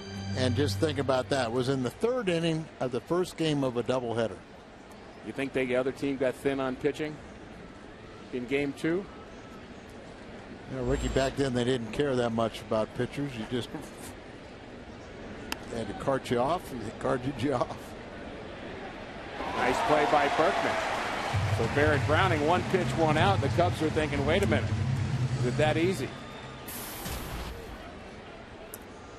He retires Valbuena. Changes for the Cardinals. Tony Cruz behind the plate now as Joe Mather steps to the plate. Cruz now catching for Molina. Tyler Green has stayed in the game. He's playing second. Skip Schumacher's moved to right field, and Matt Carpenter is now in left. There they all are. See them? Trust us.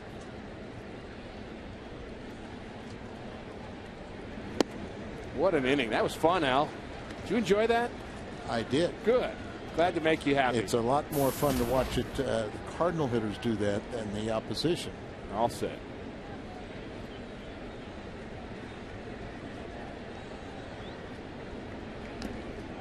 Barrett Browning has been very, very impressive, and the little amount that we've seen him out of the bullpen, he just seems to be a guy that just attacks his own. Well, that's the thing. You know, he's 27 years of age, paid his dues.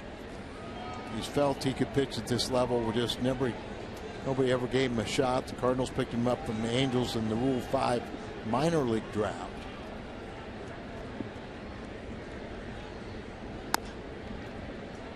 Ground ball to Furcal. He throws out Mather. So he gets his first 2 guys here in the Cubs 8th. Tony Campana is going to hit now.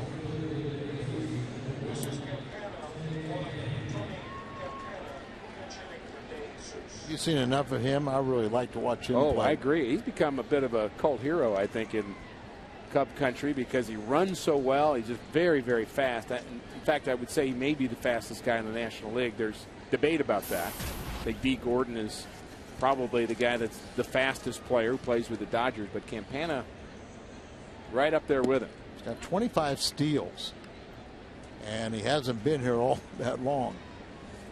He doesn't play very much.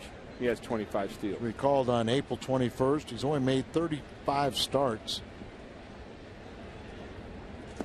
25 steals, ranks 4th in the majors despite seeing action in only 63 games.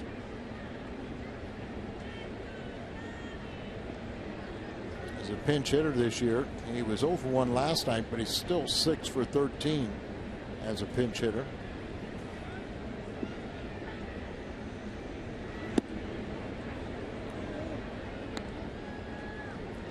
Mentioned how good the pinch hitters are for Chicago. He's 6 for 13. They're hitting close to 300 as a team. Reed Johnson 11 for 25.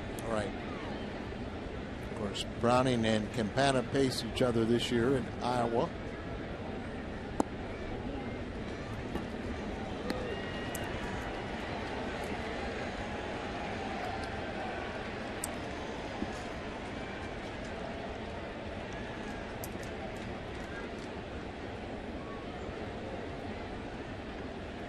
Mike Matheny. Well, Marte has not pitched in quite a while, at least a week, so he's going to bring in Marte here to get a little action. Here comes Marte. He'll get the ball from Mr. Matheny. 8th inning, Cardinals comfortably ahead.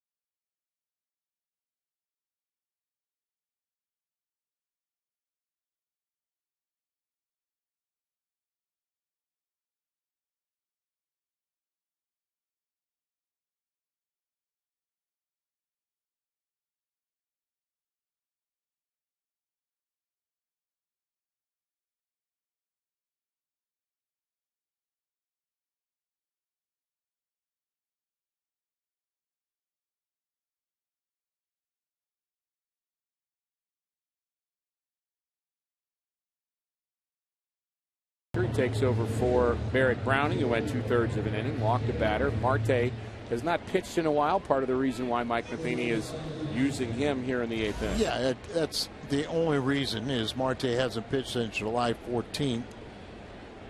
Now there's a reason why he hadn't pitched for the 14th, is he's allowed home runs in 3 of his last 5 outings. Very reliable early in the season.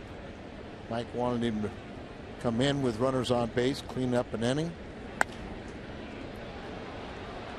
And it looks like he just cleaned it up with 1 pitch, because John Jay has it. Castro retired. Cardinals are going to get one more chance to hit. They lead 12-0.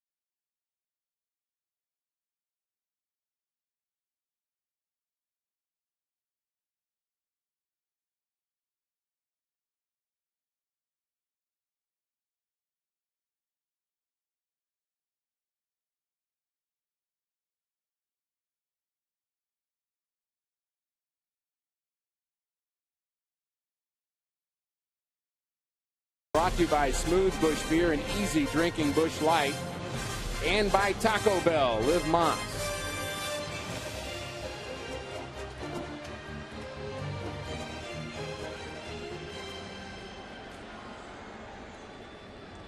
Bottom of the 8th inning, 12-0 St. Louis. Rick, you got a very interesting email. I did. I got it. It was actually a tweet. A fan I said wouldn't know the difference. Fan said that the half inning actually took 50 minutes. where the Cardinals scored their 12 runs, and the comment was when the 26 team did it, they probably did it in 15. I like that one. Shows how the game has changed a bit. Berkman fouls it back. A couple of changes for the Cubs. Baker, who actually pinch hit for Valbuena, we missed that. He stays in the game to play second base, and Barney moves over to third. Campana in center. And Actually, Mather's still at Mather's third. still at third. We thought he'd be pitching. We were hoping. We've seen him do it.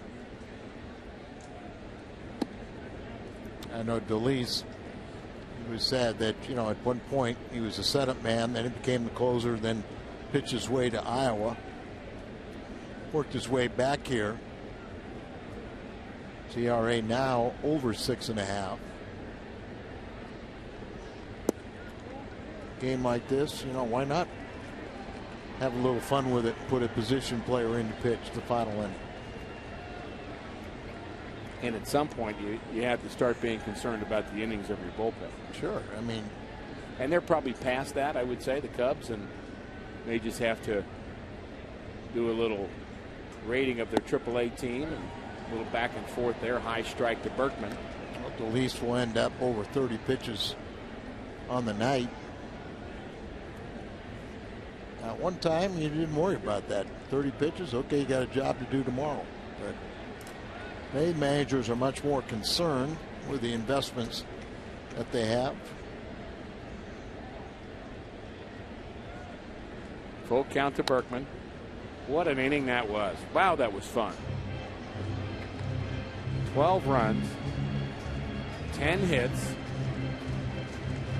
no errors, thankfully. A couple of missed cutoff men.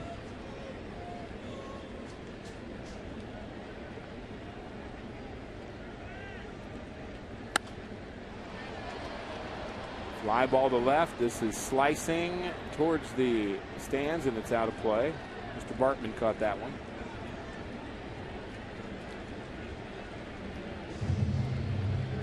There was also 1, 2, 3, 4, 5, 6, 7 extra base hits in that inning.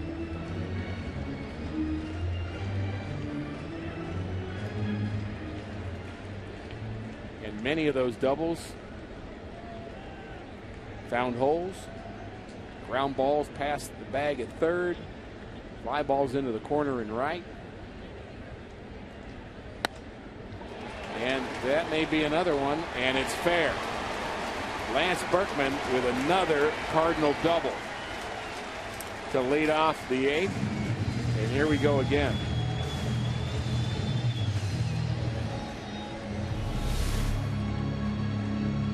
And how many of these doubles have been to the opposite field? Actually, it was a ground rule double as sliced up into the 7 doubles. 7 doubles in ties Major League record for a single inning.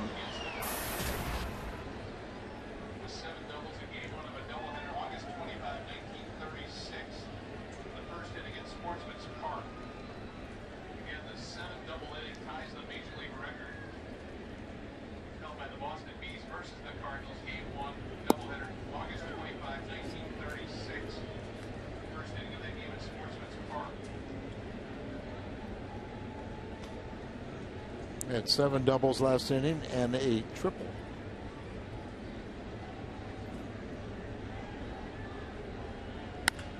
Ground ball to short.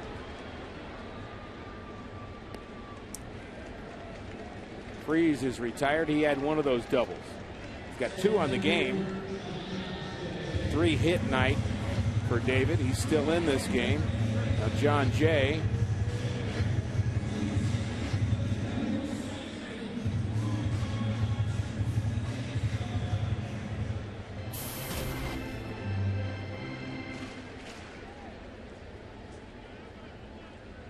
He has one of those doubles.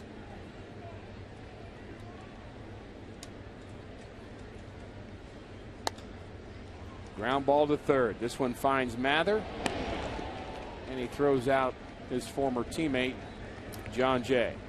Makes it a lot easier to tell us who didn't hit a double than to tell us who did. Only 2 singles in that inning.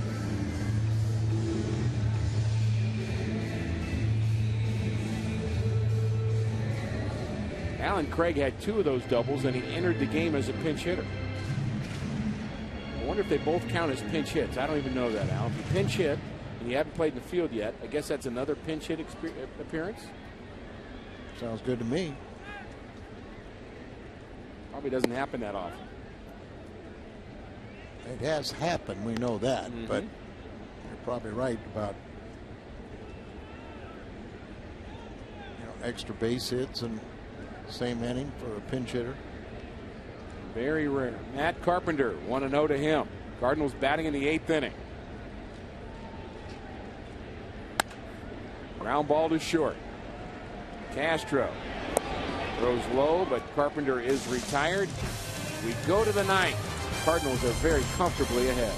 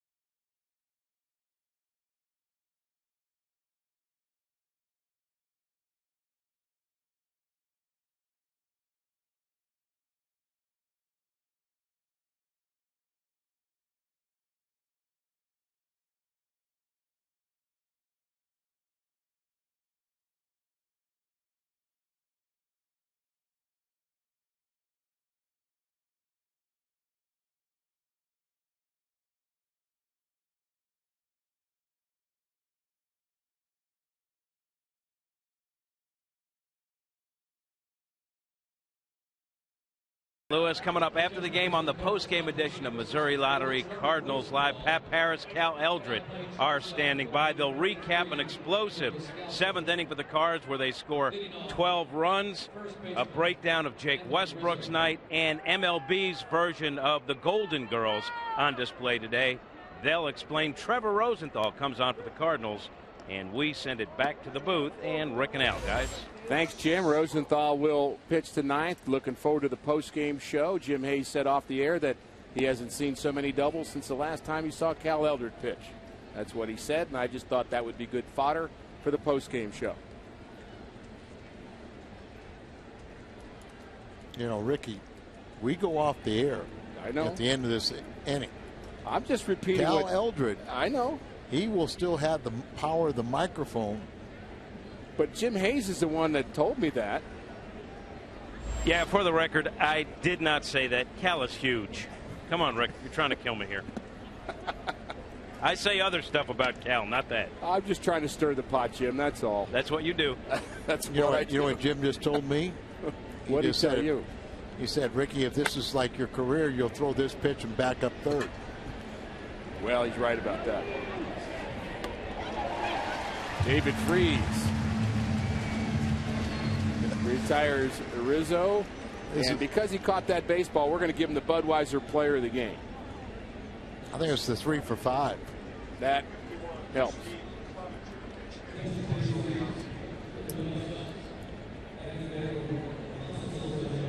Clevenger will pinch hit. He caught last night's ball game. He's been a good pinch hitter. He was another guy that pitch hit well for the Cubs. Be very interesting to see what the upside of Rosenthal is too. He has a very strong arm out of the bullpen. We were impressed by him in spring training, and he has very good stuff. This ball hit deep to right though, but Schumacher has a play on it. Trevor Rosenthal is the 2000th Cardinal in the history of the Cardinals to wear the birds on the back. He wins that lucky draw, whatever. By some accounts. I understand. Yes, but no other team has had that many players wear their uniform, and Trevor having a little more of an uneventful outing than his major league debut, which was outstanding. He walked 2, gave up 2 hits, but didn't let him score. Line drive to left, and the play is not made by Carpenter. Base hit for LaHare with 2 outs. So another turn at the plate for Giovanni Soto. Trevor Rosenthal went to spring training and really opened up the eyes with, he hit triple digits down there, but they really were more impressed with just his maturity, how respectful he was of the game and the veterans. A sponge, really tried to learn as much as possible. He's from Lee Summit, Missouri. I like his 100-mile-an-hour fastball myself. I do too, but a lot of other things to like about him too. He was a starter down at Springfield and had the second best ERA in the Texas League. Trying to close out a victory in game 2 of this 3-game series. The Cardinals would love a sweep of the Cubbies. There's your score, 12 runs, 7th inning. Lance Lynn, 1 inning, didn't we? That's it. All the scoring in 1 inning, 1/2 inning. You put this game back to back with a game last night, something for the Cardinals to build on. Just a matter of time before they start playing better at home. Popped up, right side. Jay comes on, calls off the right fielder. Schumacher, they collide. Somebody's got it. Who is it? It's Skip. Game over. Cardinals take game 2. A 16-hit night for the Redbirds. And talk about your clutch hitting. They did it all night long. Well, I don't know if you talk about clutch hitting. They did strand 9 runners. Right. But what an outing for Westbrook. Fun game, and everybody with smiles after this near collision. Post game coming up next.